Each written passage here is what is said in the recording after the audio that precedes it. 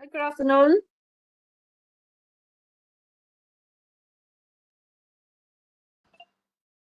Evening, Doctor. Hi, everybody coming in? Who else?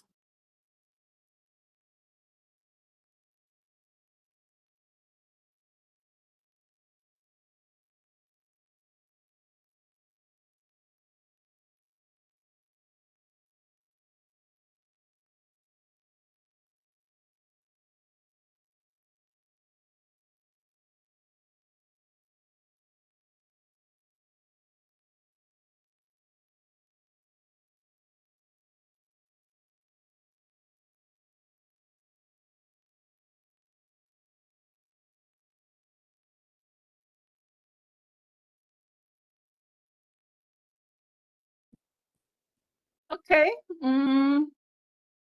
Just wondering, can I shut off this one? It seems we should have more than 12, I think. There should be 13 of you, isn't it? Who is missing here?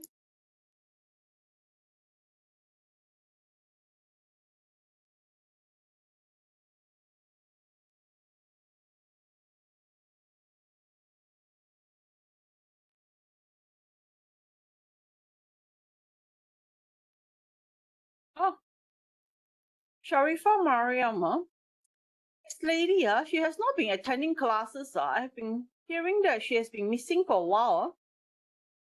Is she here today, Mariam?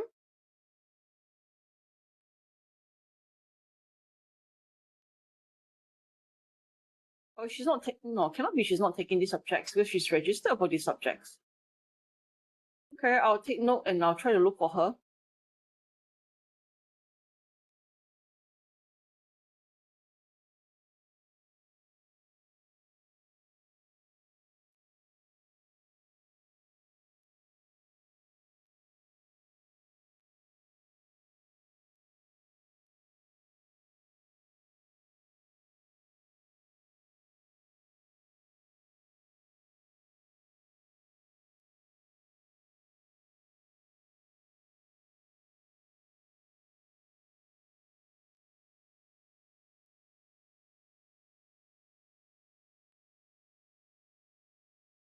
Okay. If there's no other things, we shall get going.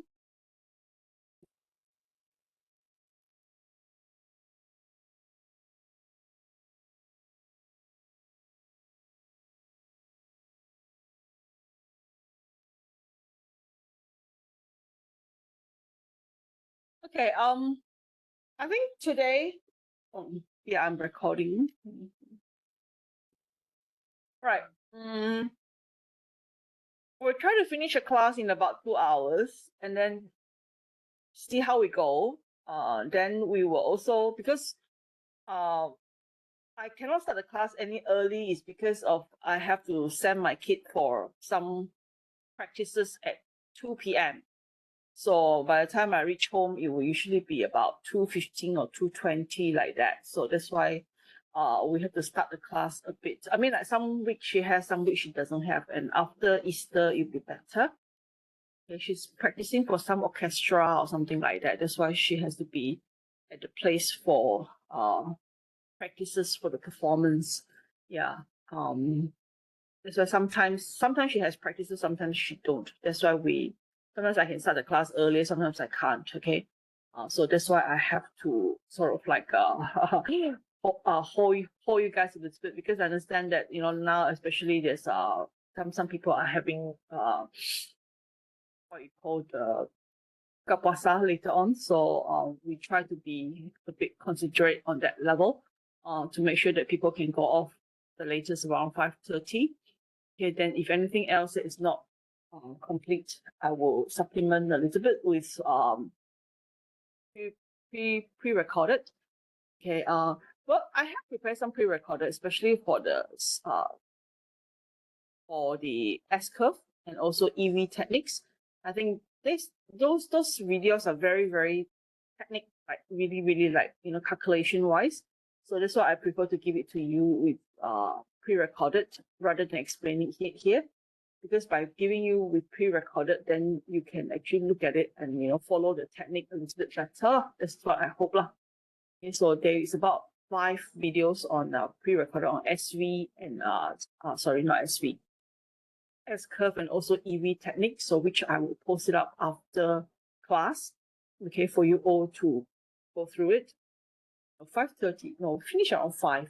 Before 5, about 5.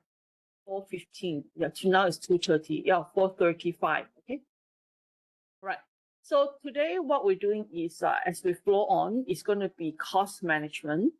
And I think for those people who like you guys are already in master's level, so I really don't want to go too much into all the foundation basic about costing and all that. I think for me, you should be able to really and these are the things that you should know by now. I mean, if you don't know by now, then I don't understand why you graduate as an engineer from universities, because these are some of the very basic things that we are looking at, okay? I think when we talk about cost management, I need you to understand that for the overall concept, okay, when we talk about money, okay, there is actually 2 aspects here. Okay, one is cost management, one is financial management. You all can hear me, yeah? Okay, no problem with lines and all that now.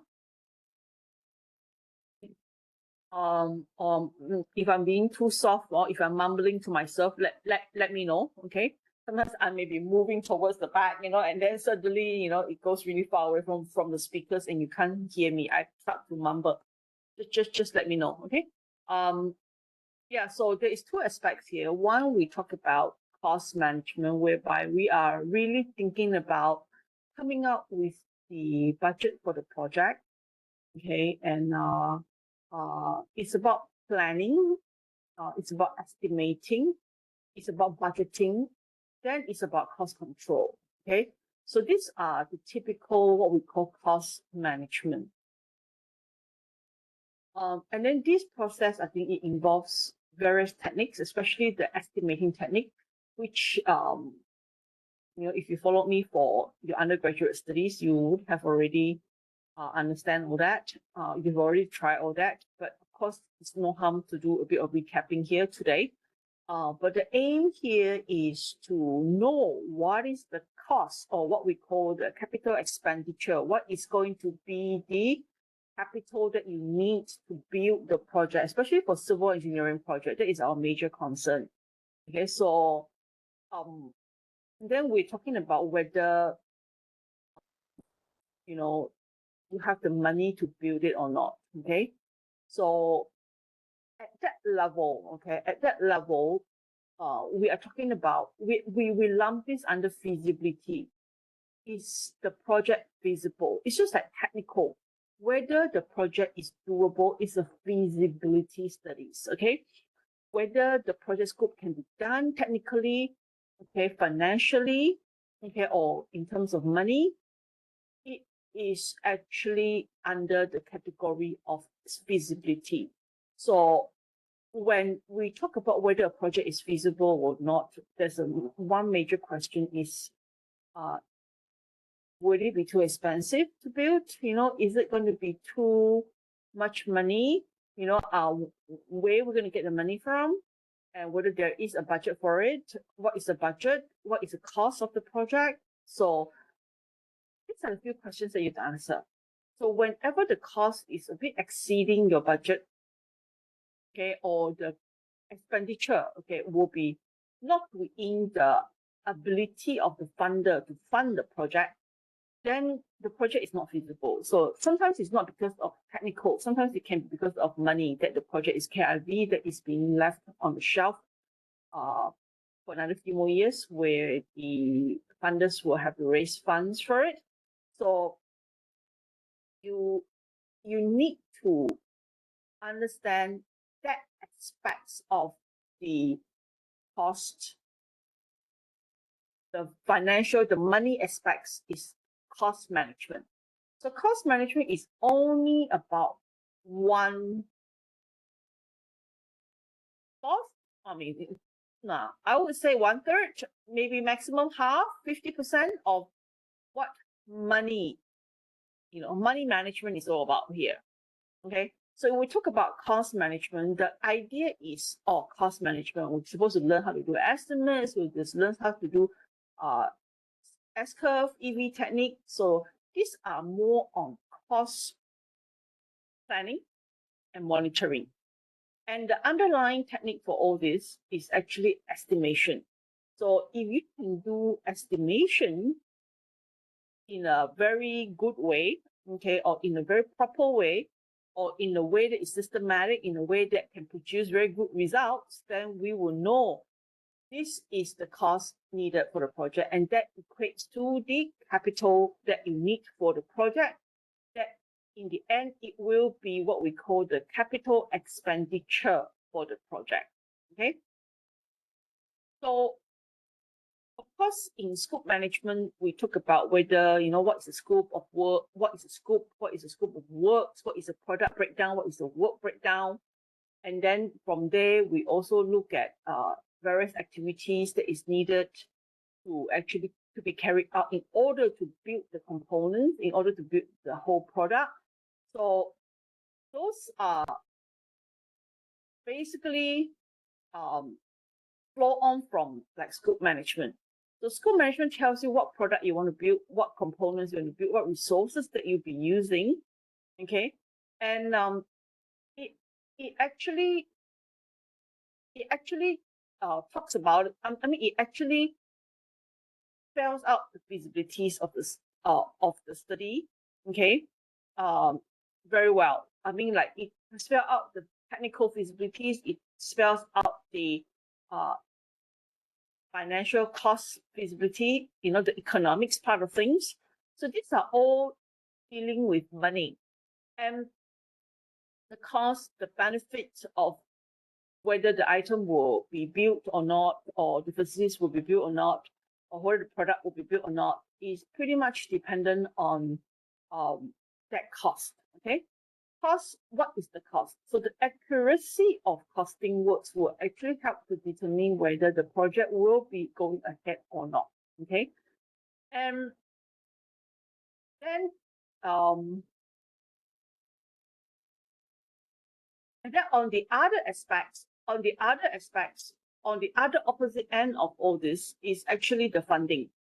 Okay, so if we look at whether the project is feasible or not, we first and foremost look at the cost of the project, of building, of what kind of money you'll be spending in order to complete the project. Okay, and then on the other hand, on the other side, who and what will be the funder? Okay, so funder, it will pretty much be something that we look at when we look at feasibility studies. Okay, and then when we talk about financial management, okay, we're talking about here, cash flow. We're talking about here managing financial risk. We're talking about whether the project is actually viable. Viable and actually feasible, they are two different things. Viable, it means that whether in the end it is good for the funder. Okay, so that brings me to the next question. Like if let's say cost management, we're looking at the cost of building something. Why do we need to know that? Because we want to know whether we have the money to build it or not. Okay, so then what makes the funder want to invest so much money in a project? Okay, that's a question that we have to answer. Okay, that's a question that we usually have to answer. And funding, like I said, it doesn't strictly belong to cost management. It doesn't strictly belong to financial management, but it's like a crossover between the two of them. Okay, so when we talk about feasibility studies, we will end up saying that, because we're going to be using this amount of money to build, okay, do we have the money? Okay, sorry, this is do we have the money? Yeah, so do we have the money? That is the feasibility studies. Okay, viability studies is whereby whether this solution, it will bring enough of benefit more than cost to the funder. So meaning that if the funder is going to be funding the project and then end up losing money and they're not getting anything out of it, then the project is not viable. Okay, So that's why we have to be very careful when we talk about financial management, is to actually make sure that, the calculation is based on the fact that, we're going to be having some profit in the end, and whether the benefit will be a lot more than the cost, and how much more, compared to other options and all that. So it's like a flow. I mean, the whole general concept is like together, When we talk about scope management, one of the very important part is money, you see. Whether you have the money, whether it is valuable, whether it's feasible, and then in the end, where the money going to come from, and is there going to be more benefit than cost to the project? So that's where we do your engineering economics. You see, a lot of this is dealing with dollars and cents. Pretty much of a decision making here when we test the robustness of the project, and also whether you're going to go ahead with it or the option studies. So a lot of it is actually money based. And if it's not money based, then we try to also do like what we call the CEA, the cost effective analysis, whereby we're looking at the cost and benefit in terms of other units, and also it's non-monetary units, but it's also other units, like for example, air quality, monitoring, water quality monitoring. When we talk about happiness index, when we talk about cost of medical, or fatality rate when it comes to illnesses and all that. So a lot of statistics here. So all these are actually non-monetary values. So of course, we would also have an aspect of things of money that is not covered by money, but there's a very huge aspect of scope management that is actually covered by money. So that when the decision making comes, it's not only whether, do we have enough of labor to do this? Do we have enough of resources to do this? Do we have expertise to do this? Do we have the designer to do this? Do we have the capacities in the company to do this, to monitor the project or to sell the project and all that? There's a lot of marketing, operations, a lot of level within scope management to help you to determine whether we can have this scope or not. We call it, there's many things like technical. Technical is one thing. Technical will be, like I said, the expertise, the design expertise, the construction expertise, the equipment, the labor, the skilled, unskilled labors. These are all under technical feasibilities, or whether that design is actually possible or not in terms of whether it can be built or not. So these are all the things that's technical. So like I said, there's a big portion that will be talking about cost, and there'll be other level of things that still can be cost related. It will be like, in the project environment scan, there would be, whether the geographical location is suitable, and whether logistically it is doable, etc., etc. So in order for us to determine which options and all that. So what I'm trying to get you to here is, I want you to open your mind, not only to talk about cost management, but to also understand that cost management is not just estimation, calculation, estimation. Yes, it is, but there is many other things that is actually joined together, cost management. Okay, and basically cost management is, in the end, we need to answer whether the project is actually feasible. Okay, and then financial management is whereby we need to understand the financial viability aspects of things, whereby, are we going to bring in more income? Are we going to have, are we going to raise the company's profit level to the next level? Can we get it listed, and then make it a public listed company and then earn more money, So there's a lot of intricacy here in financial management that will actually be contributed by your project. I mean, I wouldn't say that a company financial capacities, or whether it is a good company or not, it is depending on one project. It will be probably for many projects, but all the project must bring enough of income, bring enough of cash flow, bring enough of benefit to the project. So That's why we want to reduce the risk. We want to reduce any financial risk in the project and increase the income, increase the benefit that the project will bring, so that the funder, I would feel like it is actually good to invest, and then I will get money return and I will get it back up in that sense. You know, like if I put the money in the bank, it's only 3%, but if I invest in this project, in the end, it's going to make me another 10, 20, 30%.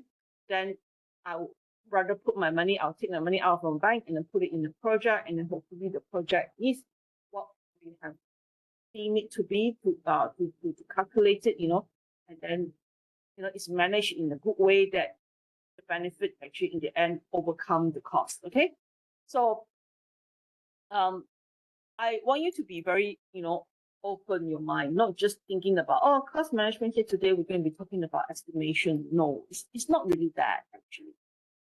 Okay, so why do we need financial management? Because mainly because we would say that, you know, you need to know in and out of money. You see, so first and foremost, funding is definitely one of them. You know, where the funding is going to come from and how much funding they'll be giving you and how much working capital do you need, you know. So as a rule of thumb, normally you would say you need about 10% of working capital for any project to proceed, okay? So let's say your cost calculation for the project is going to be 20 million. So you probably need to have about $2 million sitting in the bank for you to be able to start the project in a very comfortable manner, okay? So you cannot say that I am going to be embarking onto a $20 million project, but I have zero money in my bank account. And then I will wait for the, you know, I will wait for the client to pay me, okay? And then I will pay the subcontractors, I will pay the suppliers, I will pay the, you know, I'll pay the workers, you know, and then who's going to wait for you to pay for them? They will run away the next month, you know, or if not, they, you know, they will sue you. So you need working capital. So financial management, actually, we get you to think about, you know, the financial aspects of things, you know, like number one is the money that you're going to have in your bank account, you know, that is based on your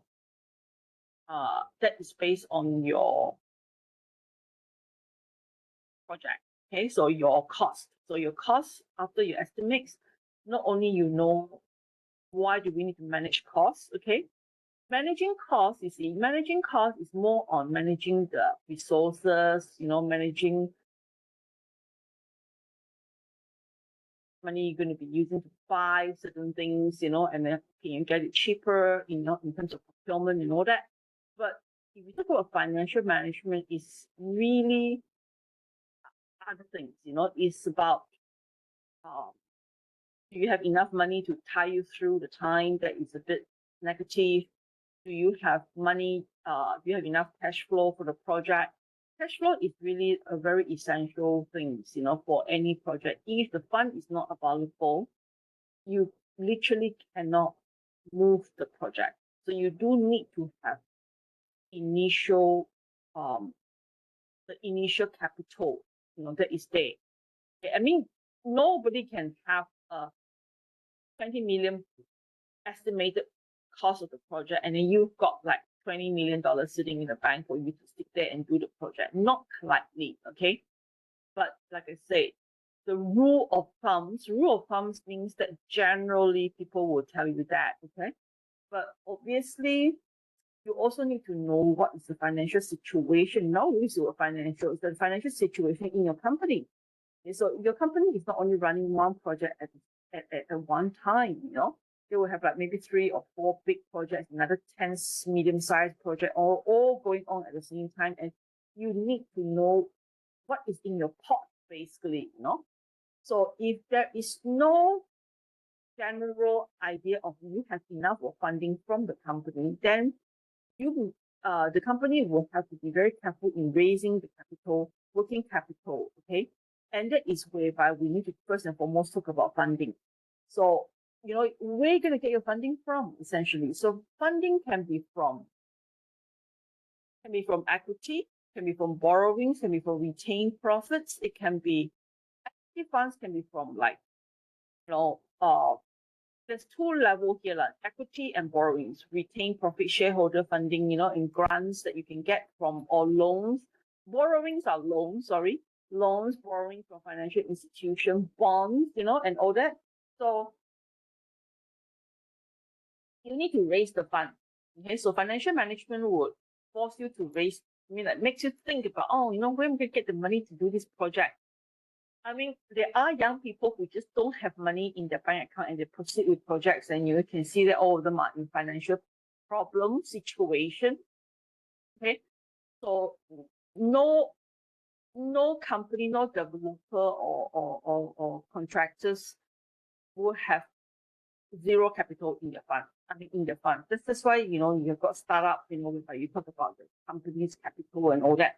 These are all very essential for you to bid for your project. And the client needs to know that you are cash rich, you have enough cash and all that for you to fund their projects, at the beginning stage of the project. And then when the payments come in, then you have enough money to cover, and then go on and all that. And that would be the cash flow. Okay. So yeah, so equity would means you raise by selling your shares in the company. Okay, and then it can also come from private investors. So you can raise your funds from private investors, or you can actually have IPO, okay, to actually raise money. Okay, so some company they actually put it on public listed, and in some shares they will sell it out to the public, and then they will raise a lot of fundings from there, and that will actually also fund some of the projects and other things that is important to the company. Okay, so then you will also borrow money. Okay, borrow money from, you can also raise money from the shareholders. That is also one way of raising funds. So meaning that we have got this project and the company don't have enough money, so then you talk to the shareholders. Would everybody like to pump in another 100K, or pump in another 50K, or pump in another 5 million or something like that into this project? And then of course you need to show them the figures to say that in the end, you'll be making money. There will be a lot more to it than just that 5 million that they're going to put in, and etc. etc. So there's a lot of negotiation here when we talk about shareholder fundings. So it's like borrowing money from your shareholders, but it could also mean that the shareholder is pumping in more money into the company. But what about the shares of the company? We should need to give them more shares because they are pumping in more money. This is all under financial management. Okay, so if we talk about financing, of course, you can get money from lenders, from government grants and from debt insurances and all that. So debt financing is actually quite popular, quite common in contracting in civil engineering, whereby we get loans from the bank. Okay, but getting loans from the bank would basically need to show your capacity in repayment, in making sure that you have enough money to pay the bank back, okay, or any financial institution, or the project is worth certain amount of money, and that if the bank actually end up, you cannot pay for it to service the interest and all that, they can take back. The project itself is still worth a lot of money. So, there'll be a lot of assessments here from financial institutions whereby they want to lend you the money or not. Okay. And of course, if you be a long-term customers with banks and financial institutions, then they are quite happy to make you an offer, with different facilities such as overdraft, and then they may not directly loan you the money, but they can loan you in various packages like overdraft, like the special grant, or very special tie-in things with the project. And a lot now of banks also have a lot of products that they are trying to help or they're trying to make money from the industry as well. Okay, so of course you can also pump in more money yourself as self-funders. Okay, or you can actually have strategic partnership and joint venture with people. So then you get people who actually come in and joint venture with you. They will actually be coming up with the financial aspect of things, and you come up with technical aspects, machineries and all that. So there's also a lot of ways of raising funds as well, grants, So yeah, so in the end, the sources of fundings, yes, we know there are plenty of things that we are looking at here.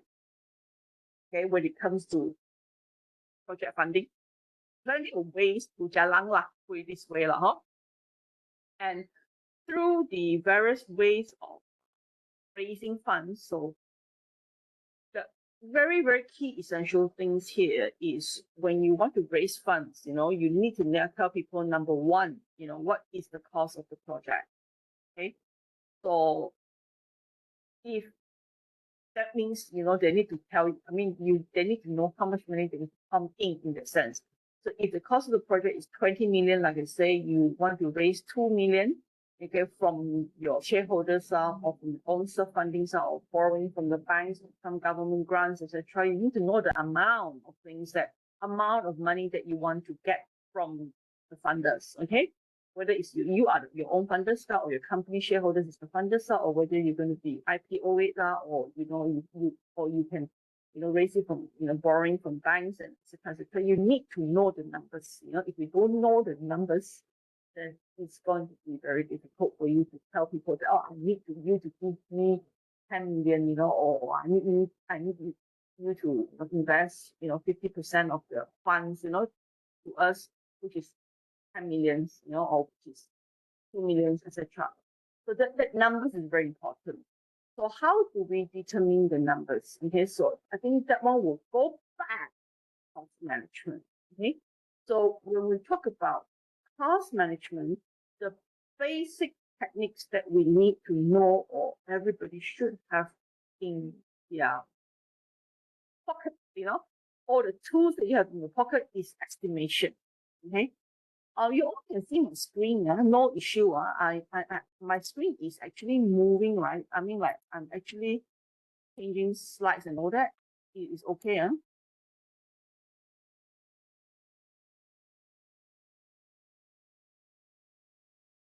Okay. So under part one, okay, this bit of the notes here, we are talking about what is cost management, and then what are cost management components, what is cost estimation and budget control and strategies and all that. So there is two stages here, the pre-commitment stage and post-commitment stage, where I spoke about it just now, okay? So when the ideas and schemes comes, you need to know what are the costs to determine so that, you know who to talk to as the shareholders or as the funders for the project, how you're going to raise the funds to do the project, how you raise the working capital for the project. So rather than saying that this is a cost management topic, we are talking about cost and financial management together. And I think that is something that should be going beyond, like I say, beyond undergraduate level to into master's level, whereby you need to learn how to control your project budget, and you need to understand your project budget, and you need to understand how to manage the project, not only from just cost management point of view, but also from financial management point of view. So here, the first section of the notes here, we talk about project environment, of course, where you need to know where your resources, what is your resources that you have and how you're going to use it, what is the timeline going to be like. I think we covered that, in the last 3 weeks, whereby you talk to you about resources, talk to you about time management, talk to you about production rate, etc. They are all like a continuation. So you can see that scope management, we continue from our work breakdown to our time management, resources management, about tying your resources with the different work that you need to do. And from the work that you need to do, you actually move on, and then attach resources with work, okay? And then these are the material that you need to buy. This is the labor, machineries, etc., that you need to attach to the cost of the project. sorry, not attached to the work of the project. Okay, and then you understand the resources, and then of course you need to understand the project environment, whereby number one is the constraints, what is the site conditions like, what's the soil conditions, what is the geographical locations, what is the logistic and all that. So that will actually make a lot of difference in terms of cost later on. So that one also we took into consideration when it comes to time and scheduling. So production rate, of course, it does depend on a lot of factors for you to use the certain production rates to calculate the duration. Because while a machine is working on a flat ground compared to a hilly area, or to do site clearance in the soil that is not so friendly compared to a normal type of soil, the production rate will be different. The amount of things that produce will be different. That will be determination of how much time you need and all that. So with cost management, you need to think about all these aspects even more now. Okay, so you need to think about the resources attached to it. What resources you have? What resources that you can use or cannot use? And will you be using expertise resources? High level of expertise that is going to be a lot more expensive. That will actually have an impact on the cost, and then the scheduling as well. And then, of course, other things like constraints of legal requirements, compliance, permits, insurances, labor, contract costs, dispute, environmental regulation. These are all sorts of things that we do not take into account when it comes to our costing work, you see. So whenever the aim here, the direction here is, at the very beginning, we are going to work out on the cost of the project, which is going to be the capital expenditure or the working. This is the capital expenditure. This is the amount of money that you will need to use in order to build the project. Okay, so this section of the notes, we actually just kind of like explain to you all what can affect, what can increase the cost of the project, what needs to be managed, sometimes what needs to be mitigated in order to reduce the cost, and what needs to be included as well. Sometimes, a lot of legal aspects is we do not think about that until things happen and you realize that I know there's going to be contributions to the government, there's going to be certain insurances costs, there's going to be additional DOSHA or DOE reports that needs to be done, and the monitoring that needs to be done. It will cost money to the project, you see. So in order to work out that figure, these are the preconditions that we need to think about. We need to think about authorities, we need to think about site obstructions, we need to think about the legality of what is the utility fees, and then sometimes some countries may have some zoning requirements, and then they may have logistics. Of course, logistics is definitely one of them. And then we also have a lot of issues sometimes with third-party obstructions, meaning that you may get people who will delay your project or cause your project to change route or scope as well because of incur additional expenses. So we have to be very careful. These are, like I said, this is just imagine the project environment all over again, like the different elements here, how would they affect costing work later on. Okay, so these are some ideas of what needs to be considered when we want to do our costing work. And the costing work, costing work will be heavily built on, okay, it will be built by different estimation techniques, okay? So in order to come up with the cost, or what we call the capital for the project, or the capital expenditures for the project, how much money we're going to spend on every activities of the project, on the material of the project, these are the spending bit of things that we need to really think about to work out how much will the project cost, okay? How much will the project cost the company, the funders, etc. Okay? So cost management really, in fact, we are very much focused on costing, okay?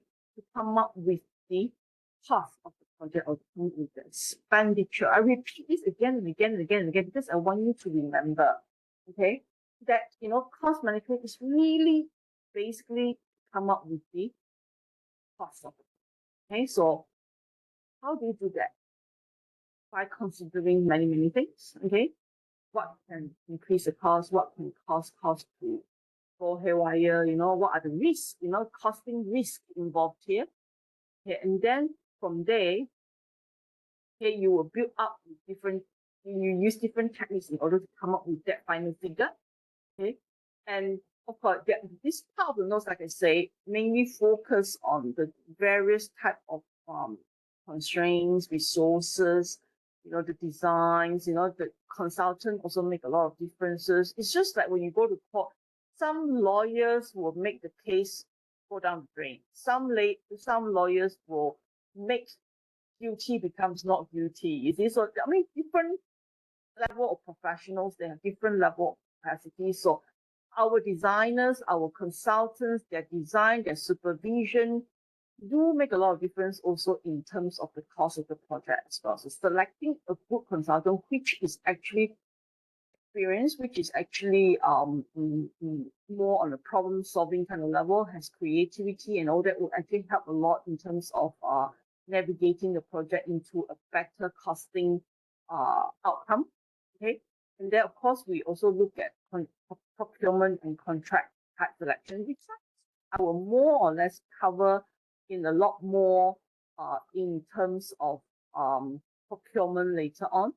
So, but procurement contract type does have a lot of impact also on the costing of the project, and some level of characteristic of project will suit certain procurement techniques and certain contract types as well, more than the others. Because if it's not suitable, then later on when there's a design change, the procurement system does not manage it very well, then you may end up with disputes, with issues, with conflict on site that will drag the project, that will actually subsequently increase the time of the project. You don't be surprised, this interaction between the stakeholders of the project, like the contractors with the consultant, with the client, all that, do also have impact, okay, on the final cost outcome for the projects. This is something that we want you to be aware of, something to think about. Who is the client, who is the contractor, who is the designers, what type of contract type you're using, what type of procurement systems that you're using. Will you be using design and build whereby it's going to be a lot more control over the design and the cost, and or you're going to have design that is already there, and then later on, if it cannot be done, then we have to come back with the redesign and the VO and all that, and that will increase the cost of the project. So you see, different elements, different procurement systems, different cost, different procurement systems, different different procurement contract systems will actually have an impact. Of course, different tendering systems will also have an impact on the cost.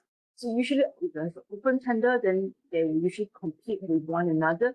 But if you have a negotiation project, you should be able to negotiate the project down. If you have a good negotiator in the company, maybe a lot more discount, and then in the end, you will lower down the cost of the project. So this first part of the notes, LU7, which is what we are in now, the cost management number 1 bit here, we are focusing on pre-part, the pre-part. We'll talk about coming up with that costing, okay, costing for the project. And so I will shut this off so that it will make things less confusing. Then the second part of it is estimation technique. I think estimation technique, like I say, if you have gone through undergraduate studies with me, you shouldn't have so much of an issue. But if you have not, then we will do a little bit of recapping here today on the different estimation technique.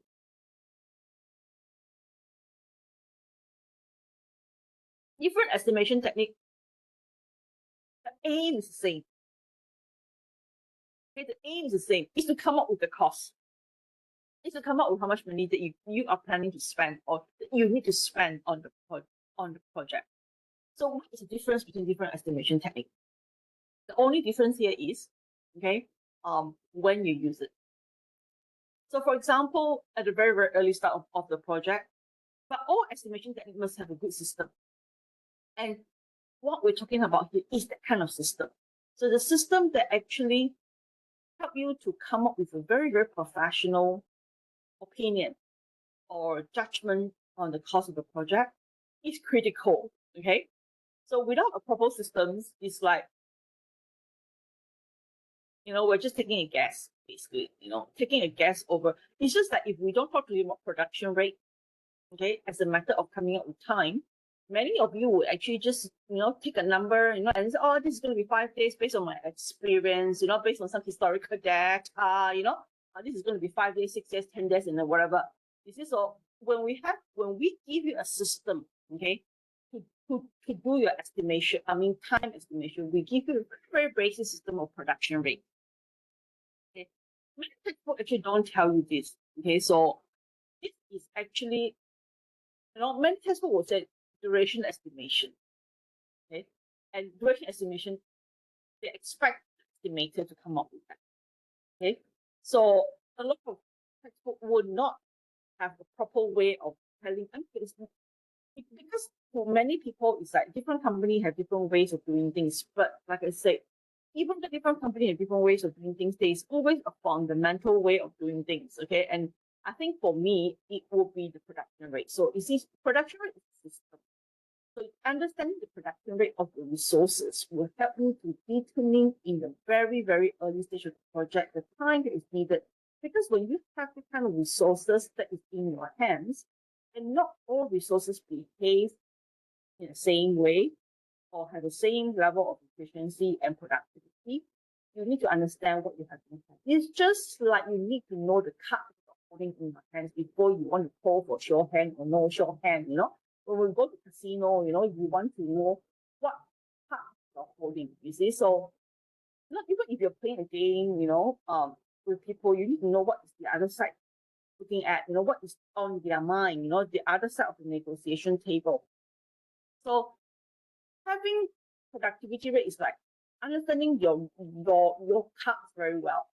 Some project you may have very, very, very, very terrible workers. You may have like you may be given some very old machines to work with. You may be having a combination of good and bad people. I'm not saying that who's good or bad. There is always different level, different people. Some people are very slow, but they do very good work. Some people are very, very fast, but they don't really do, the work very well. So that could be the trade-off, sometimes. So we need to understand what resources you have and what kind of productivity rate that you're talking about here. And then we move on and come up with the first initial timing. And then after that, you reiterate that with the resources to see whether if there's any changes in the resources or whether you add in more resources or you increase the productivity, increasing productivity, or you need to hold on to the schedule because you don't have that much of resources. So there's a lot of reiteration going on here. And then from the reiteration, you can also do some risk analysis and risk assessments for you to think about possibility of fulfilling the schedule. And then after that, you determine the final outcomes. This is the system. We are concerned here is the system.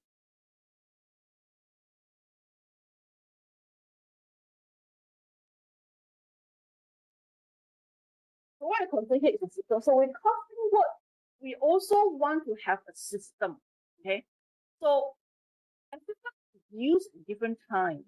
I was talking to Lee, it doesn't look like we have a lot of textbook on these sort of things. And a lot of time it's like pretty much it's like a guessing game. So like schedule, it will be like a guess, if let's say you say this activity of concreting, I'm going to put 30 days. It's a guess, it's like there's no basis for why you want to put 30 days, except that you always use the word experience, past project. Okay. And when you hear that, okay, honestly, as an engineer for many, many years, when I hear that, I always laugh in my heart. This guy doesn't know what he's doing. Okay. And that always tells you that what kind of rubbish it is. Okay, so I don't want you all to be that loose in that way, to whenever you want to do a schedule costing work, it's like, oh, based on past record I see this project last week and do it like this, and this is the amount of money they use, and then this is the time that they use. Yeah, like I know past experience, my experience, so I mean like Allah, So that really, really, really, I think is bullshit lah, huh? Okay, so I think as engineers, let's be scientific about things. Okay, let us be more technological about things. Okay, so with our different systems, okay, we use different systems at different point in time. At the earlier stage of a project, whereby it's conceptual, whether the project is coming out just like a new idea, okay, there is way of coming up with the cost. And we always call this expert opinion or very subjective kind of estimation. Okay, so this is really a feel kind of thing. Okay, and nobody expect this to be correct. It's just a matter of really a feel. A feel. You don't want to sit. I mean, if it's a new idea, you're talking about, let's say, a transmission tower. When you're talking about 60 houses, you can just splurge a figure, and that is what we call expert opinion. And that's it. Expert opinion, your experience or whatever is only at this level. Only use it at this level. Other than that, you cannot use the word expert opinion. You cannot use the word based on my subjective estimation. You do that. Okay. So later on, when you go in, okay, and then when things are pretty much on conceptual level already, whereby you start to have some sketches, some drawings, some numbers, some form of numbering involved, okay? Some form of numbering involved, like units, magnitude, usually we call it magnitude, huh? Some form of units or overall floor areas, there will be at least a unit involved here, like let's say km, meters, kilometers, numbers, okay, numbers of units, or floor area, total floor area of how much, is it from a very conceptual level, you can do that, isn't it? I mean, you can't. It's not possible. You can't. Okay, so conceptual is like always like, let's say you have a piece of land, you arrange all these like your houses and all that, and I'm going to be putting in X amount of houses. So from this X amount of houses, you have a unit here. What it? Okay. So order of magnitude is usually 1 unit. Like you can use 1 unit. So this 1 unit, okay, what you do is you will ballpark. Ballpark means that you will actually put it against several different type of projects, okay? Several different similar projects, or you can use past project, let's say from 2024, there's a completion of 50 units of terrace houses, double story, okay, and the whole construction cost was 50 million, 50 houses, okay, that is the whole construction cost, like I said. So then we're talking about 1 million per house, something like that. Okay, so you need to do your division now, based on the unit that you get, 1 unit that you get from another area. So, or to be more accurate, maybe you can use a flow space. So let's say, previous project you have XY meters square of floor space, okay, and then you're building apartment of how many meters square, and then from there the construction cost is how much, and then from there you actually times it over. So it's not that difficult, the calculation. So it means that you take the old project, the unit, if the old project has 5 stories, 10 stories, okay, or floor space of how much, okay, the total construction cost, because it's already all done, the account is finalized already, so you know the total construction cost. So from the total construction cost, you divide by the unit, that will be your cost per unit. And then from the unit cost, you deduct your unit. Okay, so if yours is 15 stories, or yours is XYZ ABC amount of floor space, or yours is 60 unit of houses. So this is a very way of coming up with a study, with the costing of the project. Okay, and this is usually used during conceptual studies, very much used during conceptual studies. Okay, and the most basic way, the most no-brain way is to take the project that is closest to your figure, okay, and then project it to a new project. That would be the most no-brainer way. Okay, but of course, you can actually add in some factors. Okay, so or use the unique way. Okay, like a direct translation is really, really, really like no-brainer. Okay, so you are actually putting in too much of unknowns into the direct translation. But there are people who do that. Okay, I mean, there's nothing wrong with that. So let's say but then that requires you to go and search for projects around you or search for projects in your company or whatever.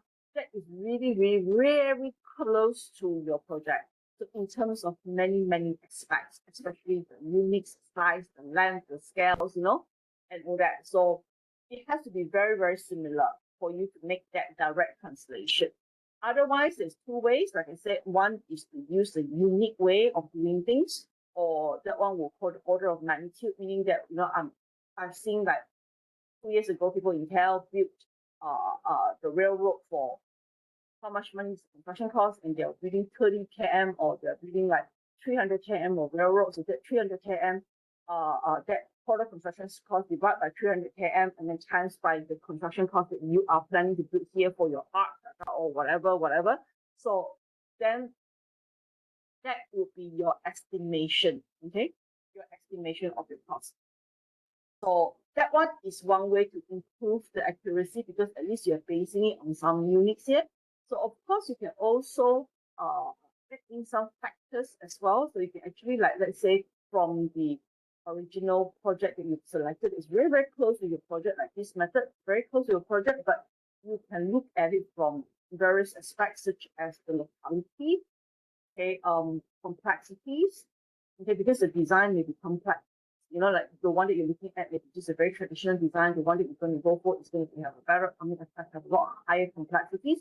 So, or locality is definitely one of the very basic, very common things people will use. I know a lot of you use that for IDP as well. So, you get a project that is very similar with the project in, say, Calga or in some other parts of Sarawak that is very, very close to your project, and then you use the locality factors to actually deduct, 1.05, 1.2 or 1.5 or 1.6. And the other factors that you can use is, of course, the years.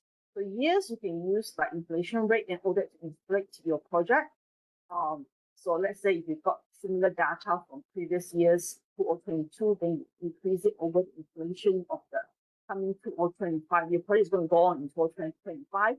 So then you have to do some form of calculation of the inflation into your cost that you got from the previous project. So this way, this method here, like I say, is more on conceptual. So you use it during conceptual studies. And ladies and gentlemen, whatever organization that you work in, whether you're working for JPAC, JKR, or whether you're looking for SED, or whether you're looking for consultant, just don't come to this subject and then go off with nothing, I mean, like, I think this is a very good way of doing the costing work at the conceptual stage. Okay, so and a lot of consultants also have their own ways of doing it, but the fundamentals is here. It doesn't run away from this fundamental. So it's either you use some factoring method of factor estimates. You see the word here, analogy, order of magnitude of factor estimates. So the word tells you very clearly, either you use the order of magnitude, which means unit by unit, or you can convert to unit first and then do your estimation, or you can do factoring method. So you can give factor up, usually it's factor up as years go by. With geographical, with location, with logistics, with years, and with sizes, with complexities, and all that, you can do factoring. So these sort of estimates, these are the system for this sort of thing. So where you're gonna get the project from, whatever things you add in the project, whatever factors that you use, they may vary from one company to the other company. So don't come back and say that I don't know how to do, at the early stage I have no data, I can't do calculation or this, not simply guess, I think if you're on the early stage of new ideas and all that, yes, subjective estimates and expert opinion are quite okay to be used, but when it comes to conceptual studies, where we've already got some sketches and everything, I think that is already quite obvious that you need to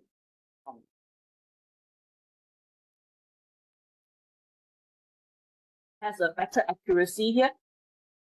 Okay. Then, of course, as we move on, okay, you can also do comparative estimates, which is called analogy estimates. So analogy estimates is whereby you also will still can use this in earlier stages of conceptual study stages, whereby you have capacity versus capacity. So this is a formula that you can use as well. Okay, but like I said, this formula does not really do too much of when you use formula, basically the formula is there, you don't need to think too much. So that's one way of doing things. So yes, this is the third way of doing things in a way. So use this formula. So this one you would need to know some form of capacities, or there will be quite a fair bit of certainties in the unit or in the capacity of the items that you are building. So you have to be quite sure. Then if you use comparative estimates, then I'm like, it is all quick way of doing things. With factoring estimates, you actually think about different things that can actually increase the cost, because you want to think about the factors and have basis for the factors. But whereby you use a formula like this, it is pretty much like I said, the formulas are there already. So it means that many years ago, some expert actually work out on something, and then they come up with this formula. So how accurate is this formula in today's world, and how accurate is this formula that can be used today? It's really a big question mark. So you still can use it.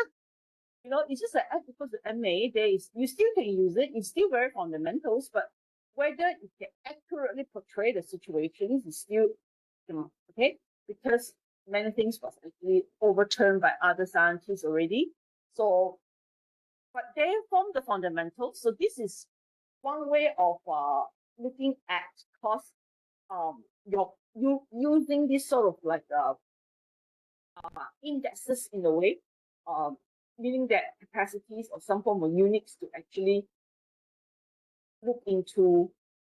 The other one that I was telling you about, the order of magnitude. If you want to use this formula, then you don't have to use the other one. Okay, if you use the other one, then you don't have to use this one. But to use the other one, the whole project that you get can be actually, it has to be very, very close to the years that you're using, or very close to the actual project that you are, in terms of years, in terms of capacities and all that. But this one here, using the formula, because the formula actually captures for many different aspects of things. So you can use project that is a little bit older as well, like maybe past 5 years, past 10 years, but using the formulas to actually modify some of the differences within the formulation. So again, I don't think there's any right or wrong. Okay, so there's 3 methods here, 3 systems here that you can use. So all these 3 systems, analogy estimates or but analogy estimates, like I said, you must have a very clear indication of the capacities, okay, or some form of units, okay, and the whole pictures has to be a lot clearer, meaning that how do I differentiate this with ballpark estimates? So with ballpark estimates, it's very overall. It's very overall, like construction costs for 60 units. So there is no consideration. Within that it's all lumped together. There is cost of road, sewage, everything is all in there for the construction cost. So like I said, it's better if you use ballpark estimates with project that is very, very close to the years of your project that is going to be built. So it's like the closest possible. You need to find an example that is very, very close with sort of like comparative or analogy estimates. Number one is there must be enough of certainties in the different components of your project, meaning that the similarity, the capacities, the indexes have to be very, very similar. I mean, like, you have more information on that, and then you can use this. Okay, so to confidently use the arrows that is produced by formulation, there must be the whole concept must be very clear. Yeah, I should put it that way. The whole concept is very, very clear. Okay, so with ballpark estimates, even if the concept is not fully out, you can base it on some units to do the calculation. Whereby this one here, it has to be very clear. The whole concept has to be very clear. Then like plan A and plan B. Plan B is your concept. Plan 2 is the concept. Plan 1 is your previous project. Plan 1 and plan 2, what does it consist of? Plan 2 will consist of what? There are many aspects here have to be very, very clean, very, very clear. So in fact, if I look at let's say housing project, a development project, for analogy estimates, I would need to know how much is the road, how much is the drainage systems, maybe, as many information as I can to make a comparison with the other project or to find a comparison with the other project. Then using these indexes, it will have a better accuracy.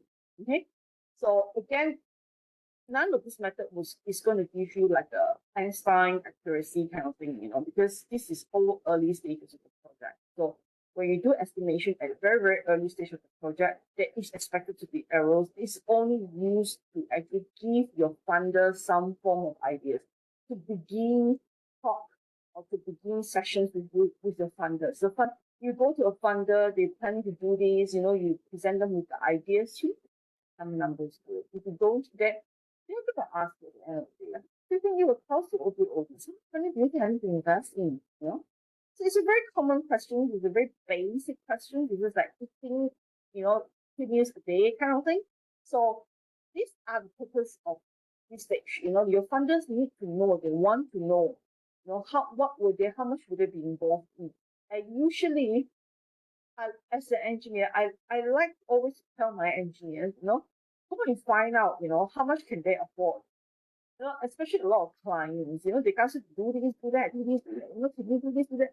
And I was telling them that, if the cost is going to be ballpark cost or some form of analogy, because it's going to be like 14 million or 16 million, 10% they have to have 6 or 7, 8 million sitting in their banks, So if they don't have that kind of money, no, we're talking here, it's like, I don't even want to talk here, there's no need to talk even. You don't need to talk to the client, you don't need to talk to the consultants. You just cannot afford it. It's just that you only have like 20K in your bank account and you say you want to go and buy a $3 million semi-D. Come on. Do you really want to go to look at a show house? Or do you really want to bother, one whole day, driving up to that particular project and take a look and whether you want to buy it or not? You can afford it, but even if you like it. So that is the thing, you when you talk about funding, when you talk about getting whether the project is robust in terms of cost, it's about whether you have the money to do it. Okay? And then, whether the cost and the benefit will it bring you more benefit and all that? I mean, that is another issue, huh? So in terms of the initial part, we don't talk about cost and benefit first. It's about how much money I have and how much money I can put in and how much money is expected of me as a funder. So you really need to think about it. Okay? So this is something that you must do. There's no way out of it. Okay? So then there are situations whereby you have preliminary design, whereby you've got a lot more detail in the design. Then you'll be asked to come up with preliminary costing. And this is a time that we will either use what we call an OOP rate kind of method, or we use parametric estimates, So these are two very common estimates that we generally would use, okay, when it comes to preliminary budgeting. Okay, so parametric estimates, you need to have at least 2 parameters and above. In fact, 2 would be too little. I would say at least 3. So it means that your whole idea, the whole systems, you have parameters. You already know your design is clear enough for you to come up with 3 different sections and above of different things, and then you make a comparison with the previous project based on each parameters. Okay, so meaning that if I have previous project construction cost is how much? Okay, let's say it's 50 million, and this 50 million based on my 5 parameters, 4 parameters, I will split up. I will allocate the different costs into the different sections of the parameters. And then from there, each parameter is going to be this much money, and then compare with your parameters. What is your parameters unit? And then you do your calculation from there. So that is one very basic way as well. Okay, so this is a time. This method is usually when you don't have that much parameters. Okay, and OUP rate is used at 2 different stages. You can use it at the preliminary estimate stage, or you can use it at the consultant estimation stage, which is a definitive estimate using OUP rate. OUP rate is essentially having work breakdown. You have your work breakdown. You have an idea about what kind of work that is going to be ongoing. So comparatively with parametric estimates, you have more parameters. In fact, you have got a list of work here that you're pretty much certain that is going to go on for the project. Then from each of this work here, you have the estimation of the quantity. And then from the quantity, I mean, it will not be like the final quantity yet, of course, obviously, but you know, the indication of, let's say, pipeline. From your preliminary drawings, you can see that it's 3 km of what sizes. You know, so that kind of unit is quite clear. So this one you can do it when it comes to parametric and also your OUP rate method. You can do it because there is some drawings, there are some units, there are some calculation of quantity already. So all this must have some quantity. Without any quantity, there's no way that you can use these 2 methods or OUP parametric. You have to revolve back to the other one. But you use the bigger indices like capacities are, like units are, like, you know, numbers are, and also all that. So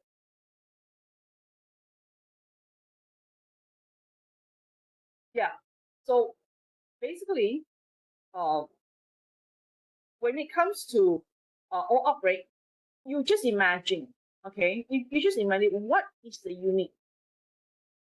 I had a class with the other group of master students also on this unit, and in that class there is a very, very, very experienced consultant that is there, and we actually had a good session that day because he talks to us about the practice that he had in consultancy firm.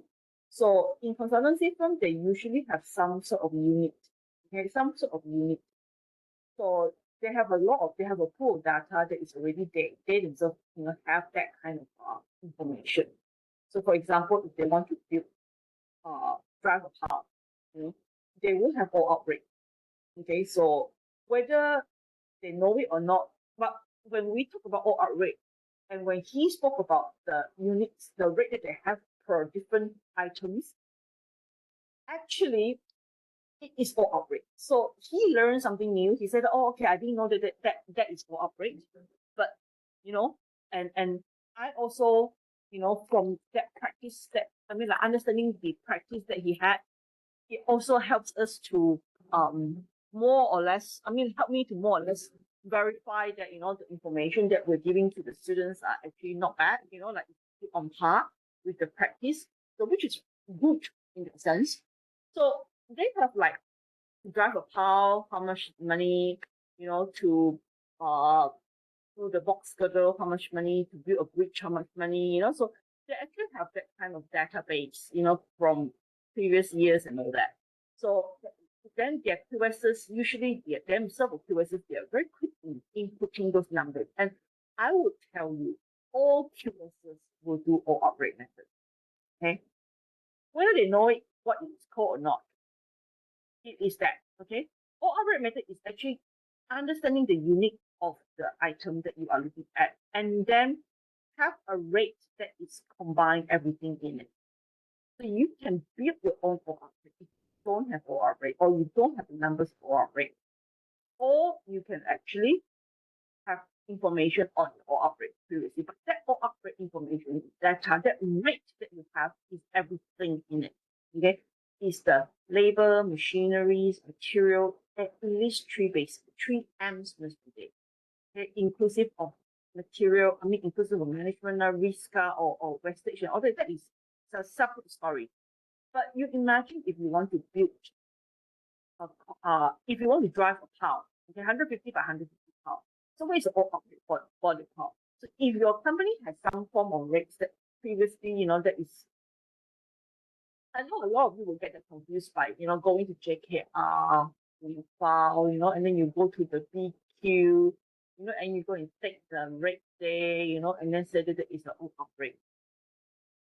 It's not very wrong, it's not entirely wrong, but you have to understand that different parts of the BQ, they may not get you to put in an OR rate. Some part of BQ, they may split out supply and delivery. Then they have like excavation and backfilling. And then they have like laying. And then they have like cost of material. You see, like supply and delivery is cost of material, what I'm talking about. So you see, they can just split up into three. So you tell me that is it right to combine all three together? Okay, but if they say laying and joining is actually one, then that is inclusive of machineries and also labor. Yes, you can take previous project in a BQ, use the rate as the references. But what I don't understand, okay, for a lot of students that I have talked to, I'm not talking about undergraduate students, because undergraduate students, they haven't practiced before, they have never seen things before, so it's very common for the thoughts to be very shallow, and they make mistakes and all that. They are supposed to make mistakes, otherwise how are we going to correct them if they're wrong? But as master's level, you have practiced already, so I will believe that your thought should not be so shallow. You should be looking at, okay, I'm looking at all the BQs rate that I got from somebody's BQ, concreting, or and different structure, building, sewage, or different BQs that you have. There's a lot of rates inside there. You can use those rates, but you use it with some thought. You cannot just use it with I can plug and just boom, thing like that. Okay, because that BQ is written for that project, is for that project, and it's written by those people. Their way of measuring the cost, their concern over certain things is different from the concern that you may have for your project, so you really cannot just plug and use, you see, pick and plug and use. So what I would suggest is, if you really want to use, if you use OR rate, build your own OR rate. Your own OR rate will have some form of material, labor, and machineries. So if I say the example of driving of 150 times 150 pounds in your work breakdown structure, this 150 material-wise, it will be pounds. So 1 meters of pounds is how much? Okay, so let's say 1 pound is 500 ringgit. Okay, so you have 6 meters. Okay, for ease of calculation, let's say 600 meters. $600 per pound. Okay, so pound-wise, the cost will be about 100 ringgit. Let's say it's a 6 meter pound. So 100 ringgit per meter. Okay, and how much does it take to drive? What does it take to drive that 1 pound? So you have a power driving machine that you will borrow, or that you will rent, okay, or you need to use, and how much is the cost of using that for 1 day? Okay, so let's say 1 day 1 month is, say, 5,000 ringgit. Okay. So 1 day, the cost of that will be 5,000 divided by 24 days, working days, or, let's say 30 days. Okay. So 5,000 divided by 30. I'm just giving you some example to just, brief calculation now, just to give you an idea of what to do. Get my calculator. Are you all falling asleep? So quiet. 166. 566. Good. 166. 166, is it? Yes. 166, So obviously to drive 1 power, you don't need to take 1 day lah, huh? So let's say 1 day is 1 day of working days is 6 hours lah. Okay. So pretty much plus or minus on site working, we say 8 hours, but plus and minus of inefficiency, under productivity and all that. Let's say we're working only for 7 hours. So in fact 7. So 23. So I would say to drive that 1 power, it will take you less than an hour. Obviously, we're not going to go down to that minute detail of dividing it by per minute, because I think per hour would be quite a good assumptions already. So you've got 24 ringgit per meter, okay, for the machine. Plus, how much was the power? It's now 100 ringgit per meter. Then you've got like maybe a gang of laborer, maybe talking about 2 guys working, 2 guys leading and guiding, and like 2 guys, let's say 2 semi-skilled worker costing about $60 per day. 2 is $120 per day, divide by 7 hours. So you're talking about 140. Okay, so plus and minus some form of additional cost of wastage or whatever, and then of course you also have joints. If there's joints, then joints cost and all that. So let's say overall cost, we're talking about 180 ringgit per hour, 100 ringgit per meter. So if your piling work, okay, on-site piling work, 150 piles, so RC piles, your rate that you build up is 150 180 ringgit per meter. Then you'll be looking at the entire project construction cost of piling. So if your whole construction cost has 1,000, okay, or 10,000 meter of pile, so it will be 180 ringgit times 5,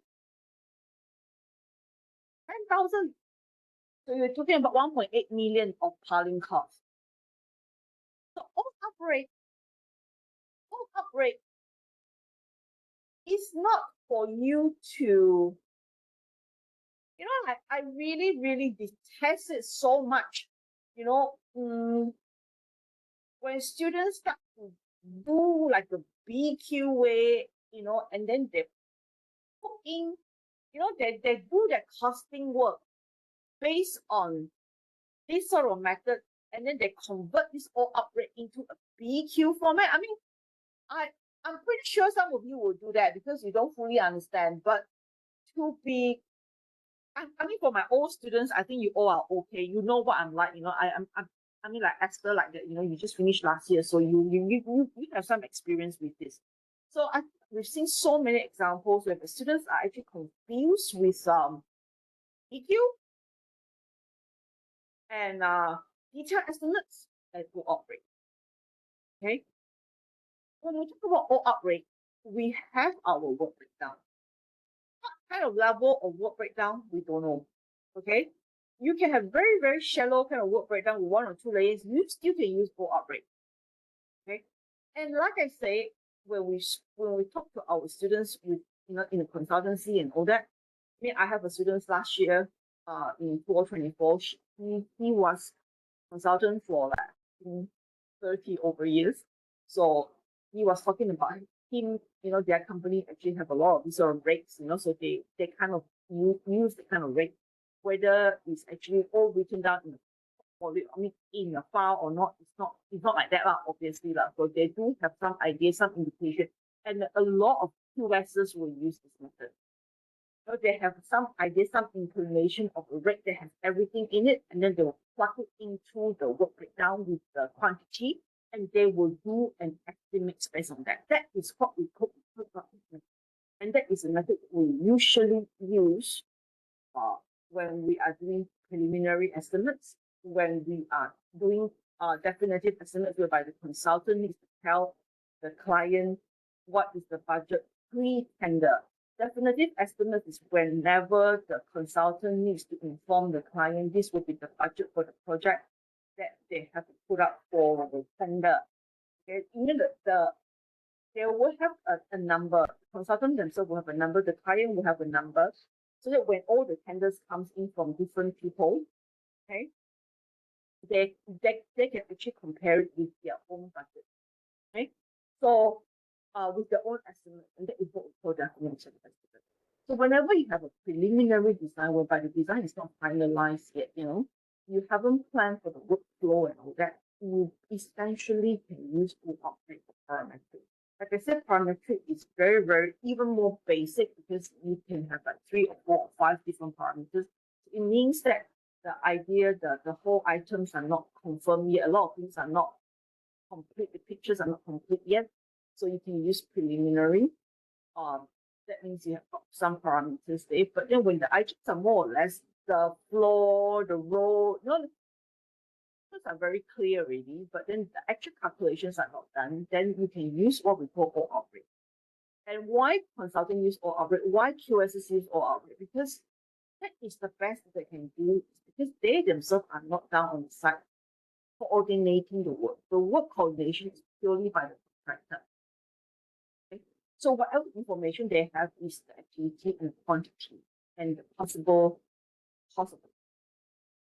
Again, definitive estimates using all-out rate is not high level of accuracy. It is good accuracy. You're talking if a good consultant with a lot of experience, with a lot of project in their arms or ongoing at the same time, then the sensitivity towards rates and the latest rate and all that are a lot higher. Then they do and can come up with a very highly accurate all-out rate that is very close to the final tender price. When we talk about very close, it would mean about 10% kind of difference, 10 to 15 kind of percent difference. For example, the consultant will estimate that the project is going to be 9 million and the contractor quote about 8 point something.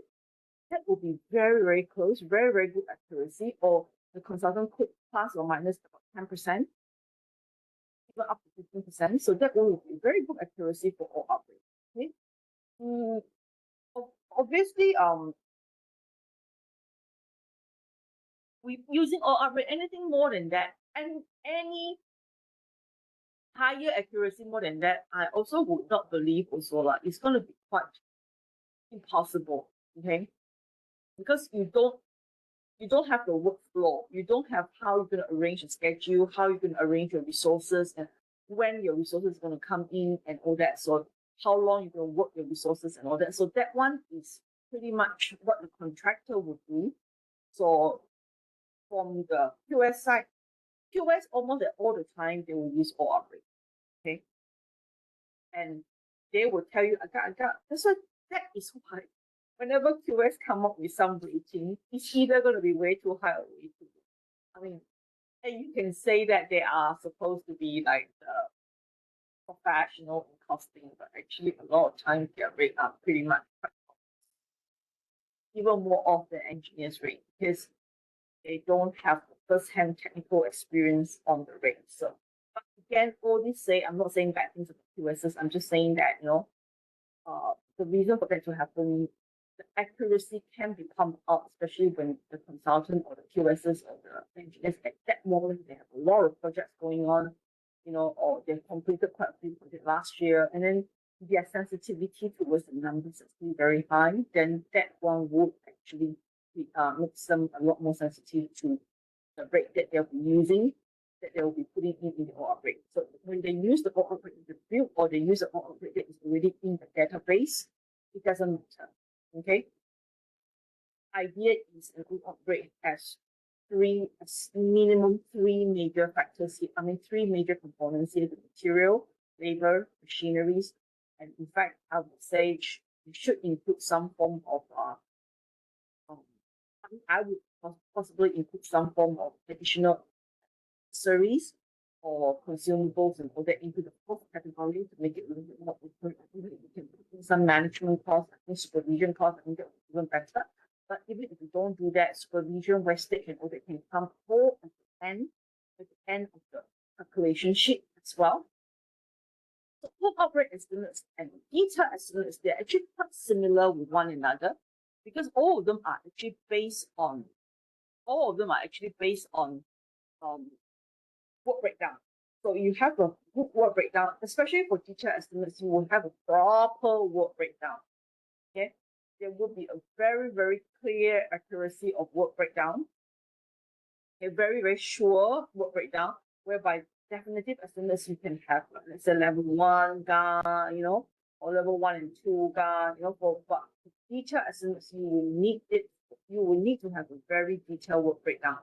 So from there, you have your quantity of work or material involved. Then you will have your resources category. You have the material, resources, the labor, machineries category, and you can add in, these are the two major categories, the 3 M's, material, labor, manpower, and machineries and equipment as well. So with these 3 components, I'm going to be estimating the resources, the actual resources that you'll be putting in for each and every component of this that you'll be using. And you cannot treat this separately with your time. Okay, so when we talk about estimation, okay, of costing, detailed costing, it is very much linked with your time management. And even though when we do assignments, marking and all that, we can kind of be a bit more gentle to you on that. But in actual fact, in practice, you need to go back to your schedule. From your schedule, you need to do your CPM. From your CPM, you need to relook at your resources. Okay, so from your CPM, you may have some quarter float, free float, some free float that you can use. And you may want to reduce some workers, or you may want to add in some machineries or add in certain things into the calculation, into your planning. Then it's only when the time is finalized, your schedule is finalized, then your resources will be finalized. Is it your time, resources are all finalized? When these two, A plus B, is finalized, then you can use that final schedule with the final resources list that you are planning for, and drop it into your detailed work breakdown, your detailed worksheet, your detailed estimators worksheet. Because actually it is wrong for me to say that, in your detailed work breakdown worksheet, you take your work breakdown, you take your quantity of work or your material list, and then from there you put in resources that you want to put in. Is not true. It's not what you want to put in. Okay, you need to go back to your schedule in order to meet that 30 days of working days. What are the labor? What are the machineries that is involved? Then you want to do. Okay, so this has to be closely tied with the schedule. So it is wrong if I say that, you just estimate how many you want to use to build this, how many you want to use to build. Then we are treating cost and time pretty much separately. And that is not healthy. Okay? And that is wrong, basically. Okay? So in fact, good assignment that scores really well, I would go and check on the time that you put down in your schedule and see if that reflects onto your time in your costing year. So if let's say you put 60 days in your schedule, workers, 30 days, two workers, that will be the cost, you see. So that two workers will have to be what you initially planned.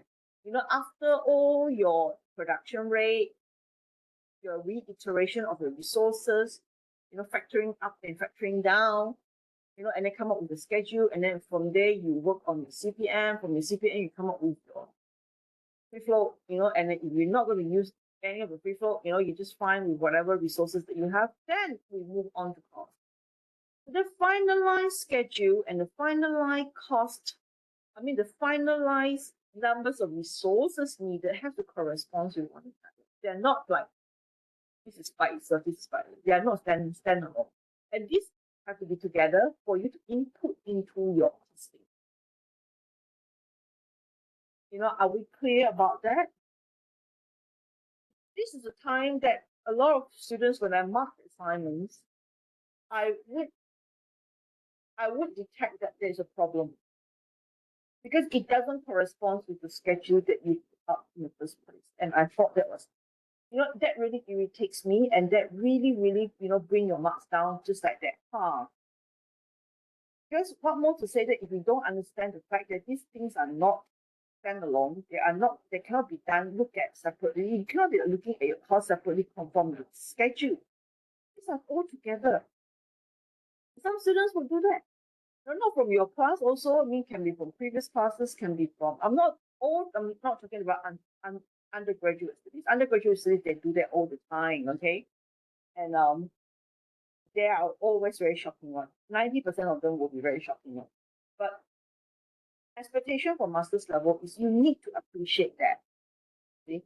Even from my MSc EM classes or from the MEN classes, the students, at least 50 or 60% of them, they don't do that. They just want to fulfill the assignment, they also want to do the project, and then they'll just say, do the costing. They will put in the schedule from what they did with the police assignment, and then after that, you know, without looking at that, they will just directly take their estimated worksheet and then start part numbers, figure, and times it with this and times it with that. And in the end, you know, they get like 15 out of 25, and then they ask me why my marks so low, and say, you okay, tell me why your marks so low. You know, it's like, I mean, you'd be happy that I passed you. You know, the only reason that why you pass is because you actually bothered to hand in your assignment, and I'm not going to feel straight about that. See? So, master's level appreciation over this sort of thing should be a lot higher compared to graduate level. So don't make mistakes that you do in undergraduate studies. So you have to be able to. I think it's dangerous because you guys are practicing. You know, undergraduate studies, they're not practicing yet. And they still have other teachers to teach them when they get out. There are other young senior engineers to check their work and all that, you know, so it's not beyond help yet, you know. So if they make mistake, you know, even if we don't detect the mistake, it's, you know, it's still the consequences is still not too bad. Whatever that you do in your work now, I mean, all of you are working people, you know, some of you teach students, some of you actually work for consultants, some of you actually work for contractors, some of you work for big company like SED, you know, if you can't even get these things right, you know, can you imagine that kind of consequences that you'll be putting onto your company's profit margin? Doctor. Yeah. So means that because in the project we need to do the resources leveling, right? Yeah. Means that the number of the like the labels I need to tally with the estimated worksheet lah. Correct. Correct. Okay. Because after you do the leveling, correct now, you need, once you've done the leveling, there will definitely be some part of the project. I mean, some part of the scheduling will change already. Sure enough. Because some part is like after you do the leveling, some is actually standing up, is actually above that level. So by how to get that above, I mean, how to catch up with the work that is above the level, you need to lengthen the schedule, and then some of it will actually flow into another activity, correct? So there will be differences in the schedule. So if you do resources leveling, the number of resources that you are leveling off, okay, for it will actually have an impact on the schedule. So again, the final answer would be after you have done the leveling, you need to go back to your schedule and see which part of the schedule has already changed. Okay? Yeah, you understand or not, Esther? Yes, yes.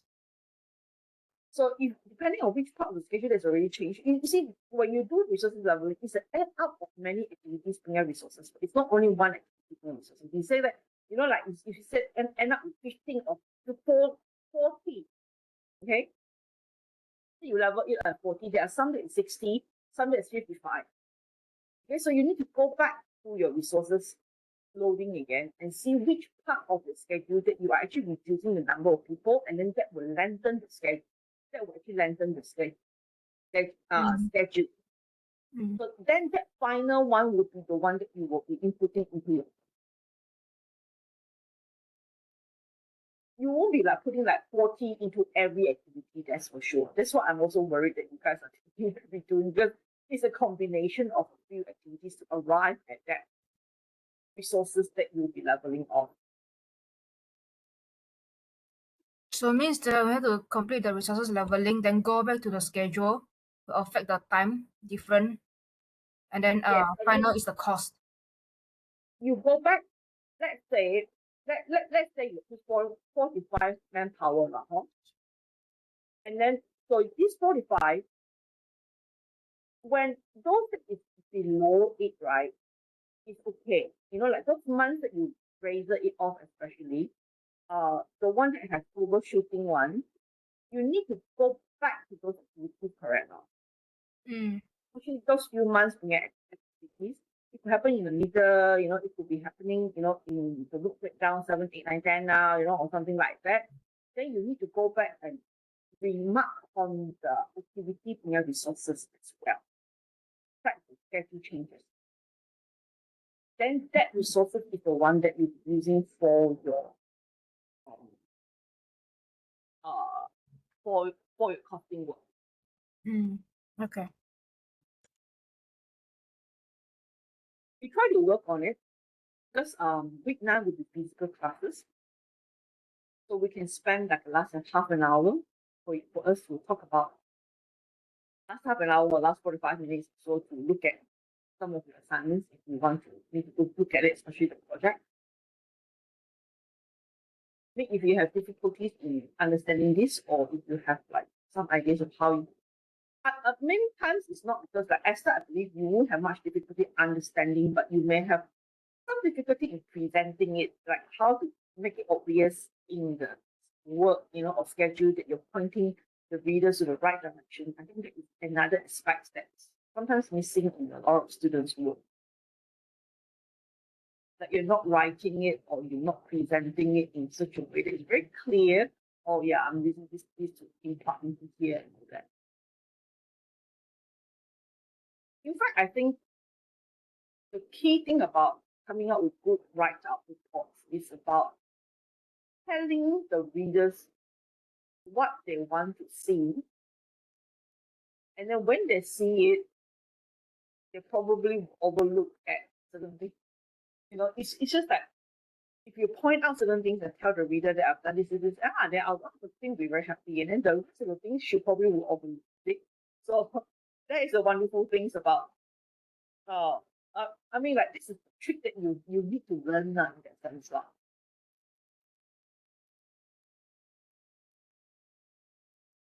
So obviously, a lot of times we also make mistakes in calculations and all that. But as long as you got the fundamental principles correct, and you know how to write it in the report in such a way that is the audience is actually, oh yeah, I think she's doing the right thing, and then I would assume that the rest of the things that you're doing is actually right. That will actually just get you. I mean, I'm not saying that I don't read everything, but then because once the trust is being built up in the first stage of the reading already, at the examples that you give, and calculations that you do and all that, and the way that you present it in such a way is very clear, then the items in the appendices and all that may be easily overlooked. Okay, so I think I got some samples that you know that was actually given to you as well. And this one here got different type of work breakdown and different type of resources and all that. How we break it off. Obviously, you should actually think about, besides manpower, machinery, 3Ms, is there any other category of costs that you need to include in as well? You know, many people don't do that. You know, they just I say 3Ms, they all go for 3Ms. You know, I mean, but actually there's should be a bit more than that, There's a lot of examples here on how to actually break down, but if you guys are, I can tell you very clearly, if you want to be very, very pandai, and go and copy some BQs, and then give me a BQ instead of doing a proper estimators worksheet, I tell you, I will love you so much. I will just give you, an 8. Because I don't need to mark your assignment anymore. I don't want to see BQ here. Okay? So jangan buat pandai-pandai. Go to your project. I know some master students, there are.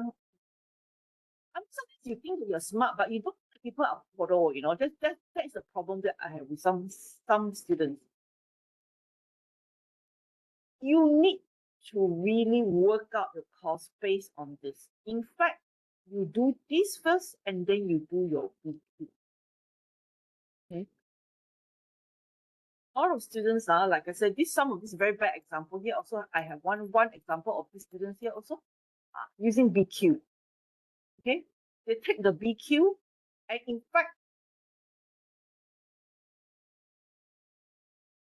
they just actually almost like just put any rate, like they take the BQ and then they'll copy the whole BQ as the project cost estimator worksheet.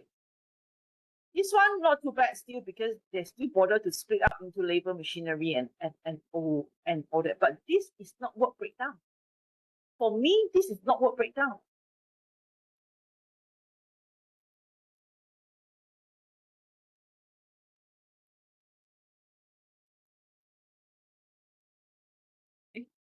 This line. Yeah. For me, this is not work breakdown. I mean, the one that I showed you, this is not work breakdown. This is a BQ. So how are you going to determine the quantity? Yes, but the rate. Like some of this excavate in the earth.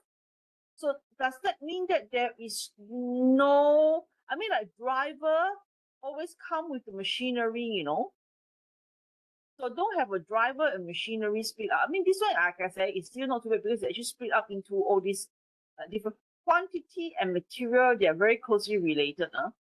Many of the work are actually based on the material quantity. Only certain works they are basing this quantity, like earthwork and all that. So again, I would see in the first column, you should have the material and the numbers of material and all that, and the all quantity of work to be done. And then you have your labor, machinery, and what not others in, like what are the other things like, supervision or consumables or other items that is we call it others that has to be inputted into the third, fourth, and fifth and sixth column. But again, like I said, I won't penalize you for not doing that. But material, labor, machineries is the most basic ones that I want to see from your assignment. Okay, but adding other things means that you have given it an extra thought. You see, so then at the end of it, you can add up everything. Okay, you can add up everything, and I don't want to see pages and pages of all these estimators worksheet. I would like it if you give me like just a 1 page, even A3 size kind of thing, and then from there, like if a good assignments would literally like maybe give me like one section of the work, like let's say, one sections. Let's say you can have something like this in 1 page, foundation. Okay. Then you explain, like how you come up with all this, and then show me that 1 page of the calculation.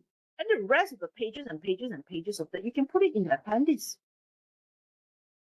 But then we know that, like, okay, foundation work for the bridge is this two work breakdown. From the work breakdown, you're going to have, the material, the quantity, and from the quantity, how is that associated with the days? Is this day same as one in the schedule that you are finalizing, and the numbers of people or unit or machineries is actually here in the units, and that corresponds with whatever that you put up in your first section of the assignment.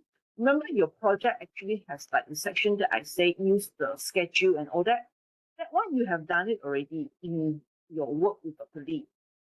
So that one is a single work, correct or not? So if in the group of 3 or 3, here is 2 to 3, right? I said 2 to 3. Did I say 2 to 3? I did right. So 2 to 3, or is it 3 to 4? 2 to 3. 2 to 3, huh? Okay, thank you, Esther. So yeah, 2 to 3 group work.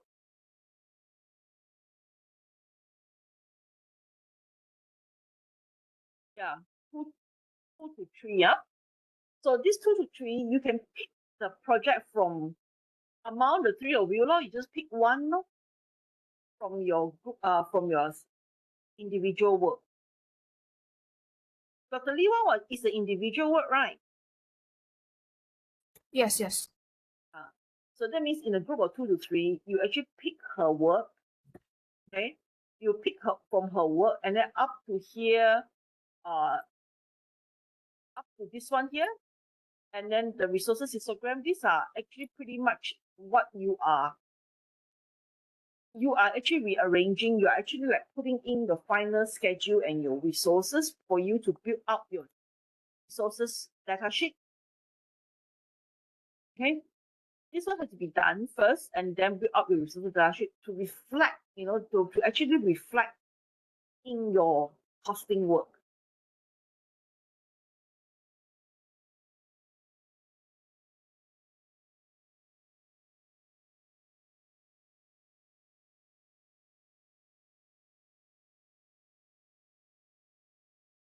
Okay, so yeah, so these are all estimation techniques. So in the estimation techniques, right, I mean, essentially this will be up to here will be your part A of the project, and then part B will be your life cycle costing. Okay, whereby you need to work out on the different O&M. Okay, operation and maintenance. Let's say if you're talking about pipelines, you're talking about road work, you need to plan out 20 years operation and maintenance. And then after that, from there, what are the items for maintenance? What are the items of replacement and all that? And then based on that, year by year, okay, like some of the items you're doing it like biannual, some of the items that you're doing it like monthly and all that. So you need to convert that to annual worth method, and then do a full calculation. This will be part B of your assignment.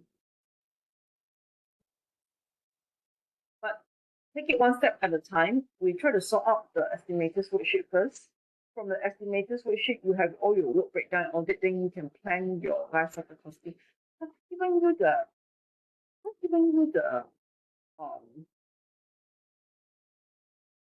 have I given you the LCC lecture? Pre-recorded lecture? Not yet, huh? DE and LCC, have I given it to you all? I don't remember actually. Let me go and check in e-learning. So go and have a look at, go and listen back to the LCC pre-recorded lecture, and then that will help you with the second part.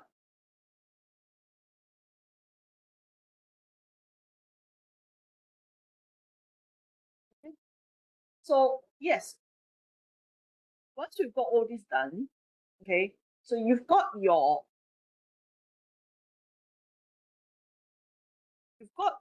costing, the detailed cost estimates. So from the detailed cost estimates, you are, from a different estimates here, you've got the final cost. Okay, and this will be the amount of money that you're planning to spend. This is the amount of money that needs to be spent in order to build the project, in order to put it into operation, okay? And then the thought from now on will be looking for a funder, okay? So that is one side of the story. And obviously, at this stage, we can also involve LCC, because some funders, they are also concerned about future investment return. So if this project is going to cost very high maintenance cost and the return is not so fast, they will be very hesitant in actually wanting to invest in the project. Again, with the costing, not only we want to tell the funder this is the amount of money that we'll be spending on the project, and then we'll be taking about 10% of the capital, 10% of this cost as the working capital. So if this is a 20 million project, we need 2 million as a working capital. In fact, we're going to raise like maybe 5 million to do the project. And then we are inviting the funder to actually come up with 500,000 each. If we got like five funders, and then how is the profit sharing going to be like and all that? You need to talk about it first. So that is in the section of planning, strategic partnership and all that. And then there may be like raising the money from banks and all that. So you say, I want to borrow 2 million, 3 million, and in fact, the project is going to be later on 20 million, 30 million, but I'm going to be borrowing only 10%, so see how is the borrowing like, and then the payment, how do we pay back the interest and all that. So I think that deals with funding. Okay, so funding is one of the very critical, essential issues. Of course, all this costing money, we'll be using it for LCC, we'll be using it for value engineering. And then these are also to check whether this project is doable, okay? Doable. And whether you're going to be making money from it. So the engineering economics bit of things will also be coming in. Okay, and then with that cost, okay? So LCC cost is also, yes, it takes this amount of money to actually do the project, but what is going to be the return?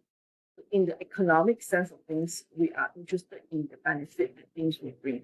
So if I put in 2 million, in the end, the project is going to make triple, double, 4 million, and then with that amount of money that I put in, I will get it back triple, double, and that will be a much better investment compared to me putting money in the stock market or in the banks or investing in another project, And that is the potential of the project that is seen, and that is spelled out in the benefits of the project. How much benefit would it bring, you see?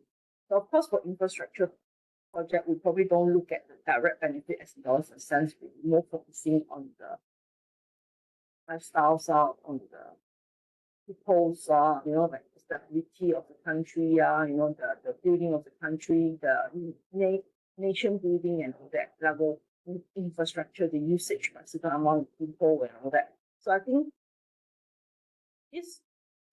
from this costing, that numbers that you produce, you can see that it's going to be used in many things.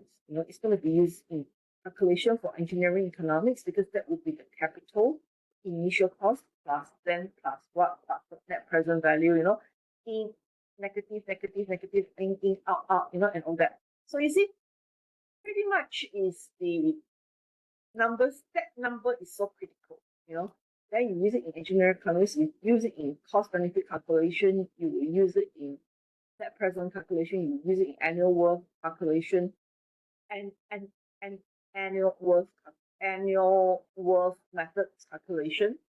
And then of course you'll be using it in LCC. We also look at the operation and maintenance and how is that compared to the code that you're putting in. Then value engineering will be involving in checking whether the item can be further optimized or can be reduced in cost, or in fact improve in performance with same cost and all that.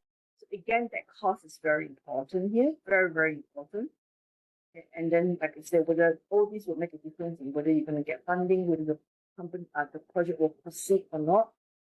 So proceed or not means whether the project is viable and feasible. So you need to answer the questions. You see, if you go back to time, you go back to scope management, these are all tied in together. This is like a big whole picture, especially with scope management, all your robustness studies, all your economic studies, and all the it will be linked. It needs information from these techniques that you have from here. Okay? So if we talk about cost management, to wrap up on cost management alone,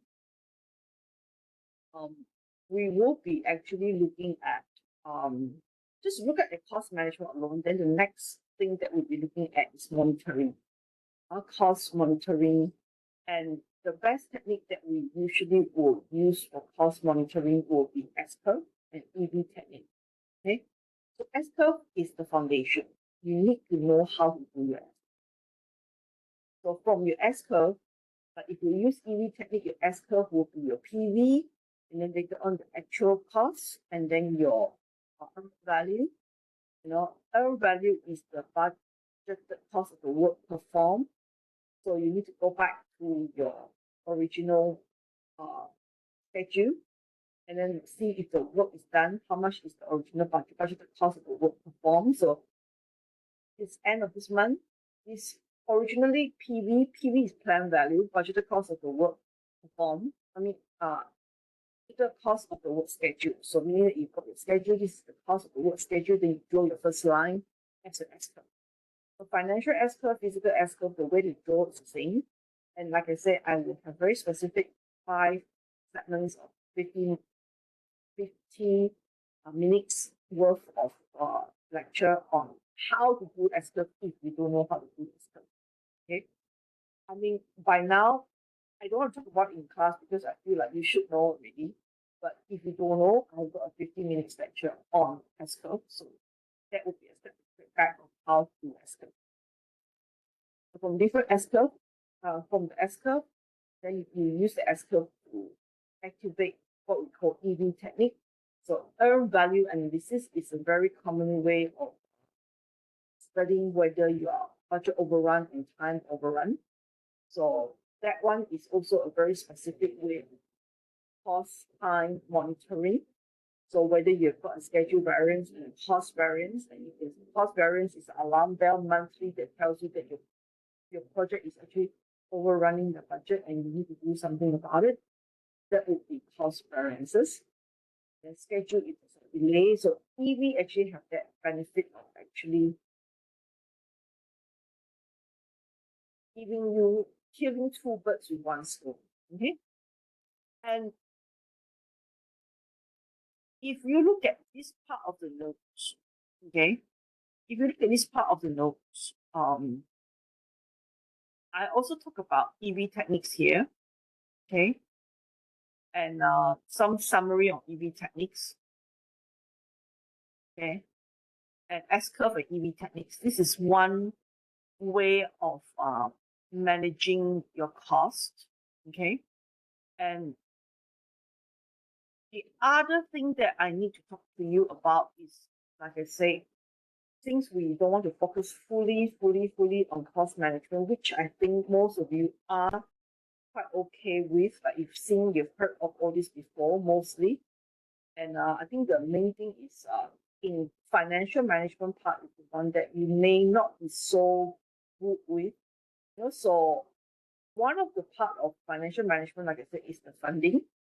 So once the money comes in, okay, capital, you know, you've got the working capital, then it's the cash flow management. So it has to be involving in inflow and outflow of cash. So what is inflow? What is outflow? So inflow, we will be looking at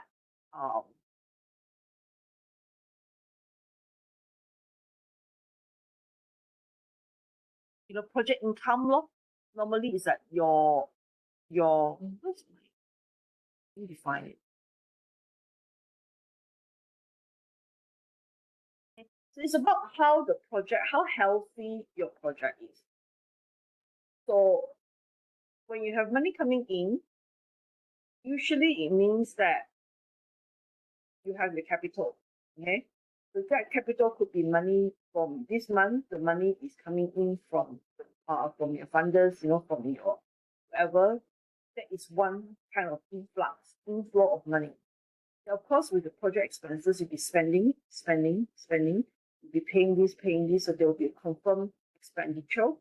So with the income and expenditure, there will be some form of positive or negative. So there will be, if positive, it means that your income is still okay, you're still able to sustain your outflow. Second month, so you will build up your, basically your cash flow will be moving to your next month. So it will be cumulative.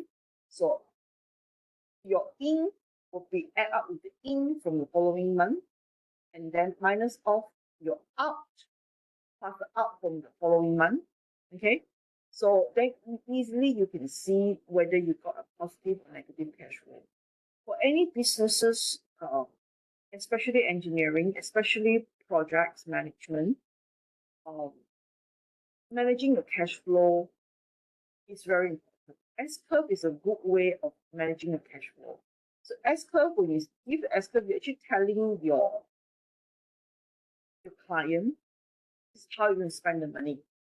Month one, I'm going to spend so much. Month two, I'm going to spend so much. Month three, I'm going to spend so much. So it is very important for them to manage the cash flow of the project using S-curve. Okay, so of course, you're going to have actual costs. Actual cost is also a way of, like I said, cash flow management, I think, is a very good way if you use S-curve. I mean, something that is easy for us to understand. If the accounting way of managing it, obviously, I think most engineers don't really deal with that. It will be more under your CFOs in the company, accountant in the company. They will always come up with the end of the month the whole project cash list, expenses list and income and all that, and then they will do some, like summary calculations and all that. So we said that we can't do, then we are not fully trained to do that, So for us is to read cash flow, understand cash flow, understand what's in, what is out, do we have any potential shortage, or whether there will be surplus, for better decision making and all that. So by regularly monitoring the cash flow, you're actually not going to action on them.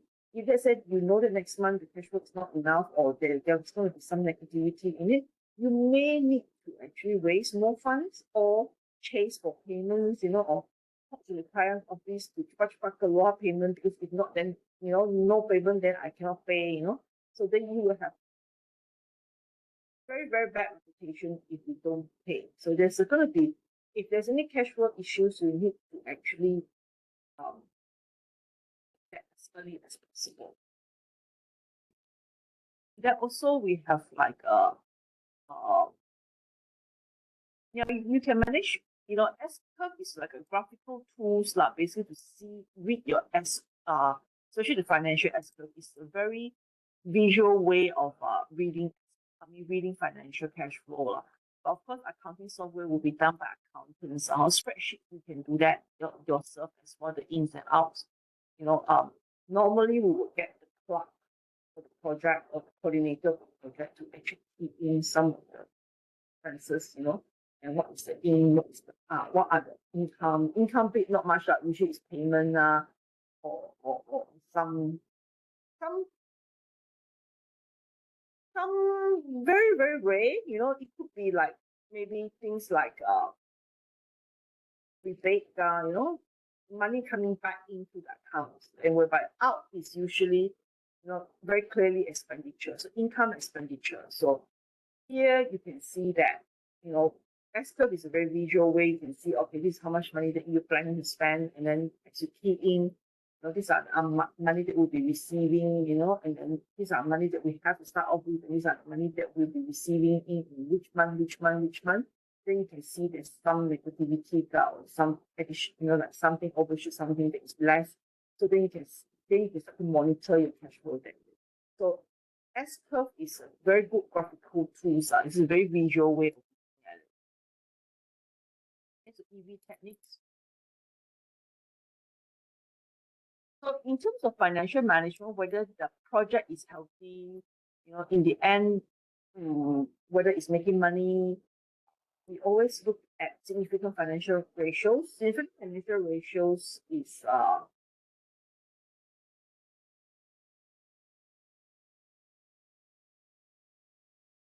significant financial ratios is actually some financial ratios that to check whether your project is in a healthy stage or not. Huh? So normally you see a lot of this in balance sheet. Okay, so a lot of these items can be dealt with in the balance sheet. And like I said, I'm still considering whether I want to go through with you or not, because like how important is it to go through with you or not? But yeah, I mean, it's a financial management. Okay. So there are some financial ratios that, when we look at balance sheet, like let's say if you want to buy a share of a company, you will look at the balance sheet for the year, and then from the year you want to do some of this ratio thing that, even here. Okay, and then from here you can do your calculation to see whether negative is what, positive is what, and then is it a good company? What is the ratio like? If the ratio is good, then we want to invest in the company. So again, it usually spells out the health of the financial aspects of the project. But obviously, month in, month out, we don't really look at this at all. Balance sheet, we don't really look at it. Usually, we will only look at it at the end of the project or at the end of the year. We are closing out an account, then we will look at the balance sheet. And of course, we've got the profit and loss account, and that will be again at the end of the project that you do profit and loss to say whether in the end you make profit or not. And this is very important for the funders, because these items are very important for the funders, because once they see examples of a good financial previous financial management for past project, they have a better tendency of invest in you in the future project, for example. And profit and loss also indicate that for similar projects, you guys are making a lot of money. So then it may be a good chance that how much money did you make. It's different, like all this, it's a lot of money, but it's not clear at all that if we are going to how much money we make. So we do profit and loss and balance sheet. It's a very clear way of telling people this is the amount of money that we make, and this is the assets that we have, this current liability that we have. Some companies very low current liability, very high assets, if my company has this debt, and if I sell off all my assets, I still have plus, and that will actually makes me more confident in investing in you. So financial management is, like I say, I want to touch on it because I think it's important for engineers to know it, but to come up with the balance sheet and to come up with the profit and loss is not your job. But you must know how to read it, okay, and make sense out of the numbers in there. So once you know how to make sense of the numbers in there, it's very easy for you to make decisions, okay, for investment purpose, for funding purpose, and all that. But you can convince your funder if they want me to make them want to invest. That could also be, why we want to know this. Okay, so understanding it, I mean, one day you may be bosses of your own company, and then you need to have this at the end of the year, and whether you're making money or not, and then how much money you pay the shareholders, how much money you mark the law, the dividend and all that. That one will be surplus for the year, like you're surpassing how many millions, and all that.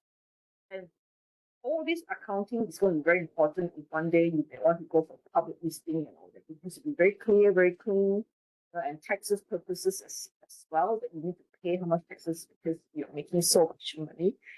So I think these are all part and parcel of financial management. Okay. So again, cost management is come up with that cost. Okay. Where all the law process are coming up with the cost is as accurate as possible to be used in many, many things. And financial management is to monitor the overall health of the project using S-curve, PV technique, and cash flow management. And at the end of the day, understanding your profit and loss, and also, I mean, you can't keep on doing projects and then you don't have profit and loss balance sheet to know that what is your asset, what is your liability, are you in a healthy stage? You don't even know when it helps you or not. You may have a lot of problems in your company, and then you may want, hey, we still have a lot of land banks, from the profit and loss. I mean, from the overall company balance sheet. Hey, we have a lot of land banks. It means that next year we're going to be investing in more projects. So from all this, you can make decisions. It's a lot of decision making. For me, it's a financial management, this bit of notes. I just want you to kind of get a read through, understand it, like a feel of it, and then look for the numbers inside there, try out some of the calculation. So see whether, now that we have got this company, would you want to invest in this project? That kind of feel that I want you to have from there. I mean, if you don't read it, if you're too lazy and you couldn't be bothered, I mean, like I do not think there'll be anything in exams specifically that will come up for this. But who knows? I don't think so, because we've just set our exam questions, and I don't think I put anything in financial management into the exam. So it's really for your own understanding and reading purpose. Okay. Right, so I think that closes out our sessions today. Yeah, with the additional pre-recorded lecture is 15 minutes. So basically, I think it's quite okay because we don't go for a break as well. So yeah, I think we'll just finish up early. Any questions? Any issues? Anything you want to talk about?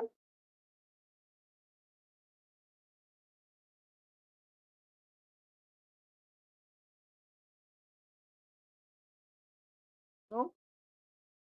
I'll go back to ELIP and check everything, and then next week no class at all. And then when you come back, that week is we are still having double week class for now. From this week onwards, there'll be double class, which means every morning there'll be classes until the end of the semester. So people like Andrew, you can take note, and those of you who are here, take note of joining the classes in the morning as well. Check with the lecturers, because from now on to this week onwards, every week there will be a morning class as well on Saturday morning. And when we come back, it's going to be physical, so we can meet face to face. We can have a chat about, your assignments and any questions that you have here that you want me to be more detailed. I will talk about quality management for the coming up class.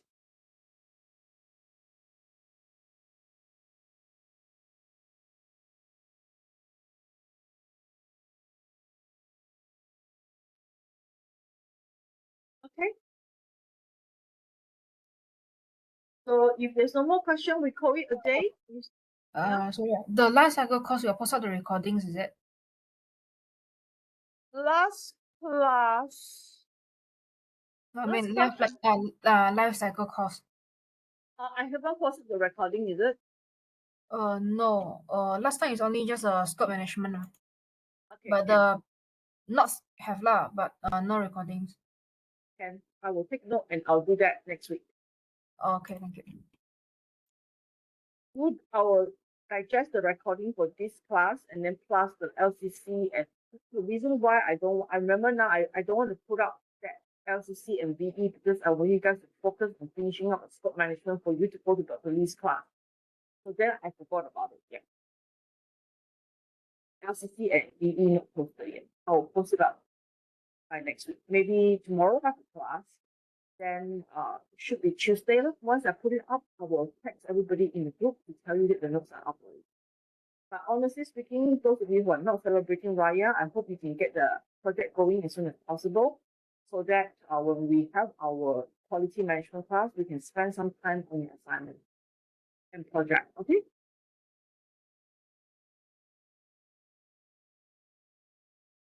No one else needs any. Do you guys still need any? Do you guys still need any attendance? No, right? Everything okay with everybody here? How's your research project going on? Everything is fine, okay? Hamdani, are you okay? Andrew, are you in Kuching or are you in Singapore? Still in Singapore. Singapore, so can manage or not so far?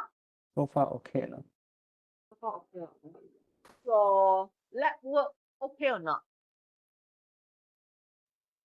Should be okay, I think. Your friends are collecting the data lah. Mhm. All right, the rest leh, huh? Erna, I've already emailed you the comments on your RP last week. Okay, so take a look and send in something to me soon. Okay, doctor. I will do. Like I said in the email, I already give you some samples. If you still can't get it correct, I also don't know what to do. So you just have to do whatever you need to do lah, huh? Then we see how we go lah. Okay, And doctor. but I think you know. Do you know where your problem is? Because you can see that I had a discussion with you that day, and then we had that discussion with Chan as well.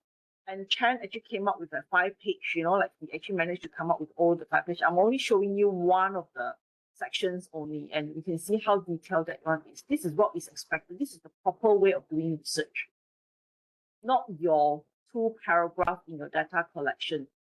That one is, I don't know how you're going to collect the data. It's going to be a very big issue. I'm actually very, very worried. But no choice. We're already at this point. It's either you need to hand in something and get whatever marks that you need to get. If you can't get it, then we can't get it. We still have to repeat RP2 lor. That's all lah, huh? Same goes with everybody lah, huh?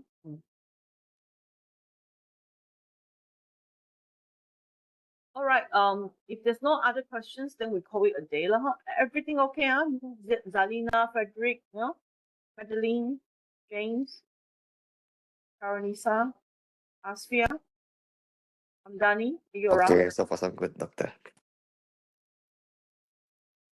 Right then, have a good weekend. Selamat buka puasa, huh? You too, doctor. Okay, thank you, doctor. Thank you, doctor. See you. See you in Yeah. physical way. Happy Raya for next week.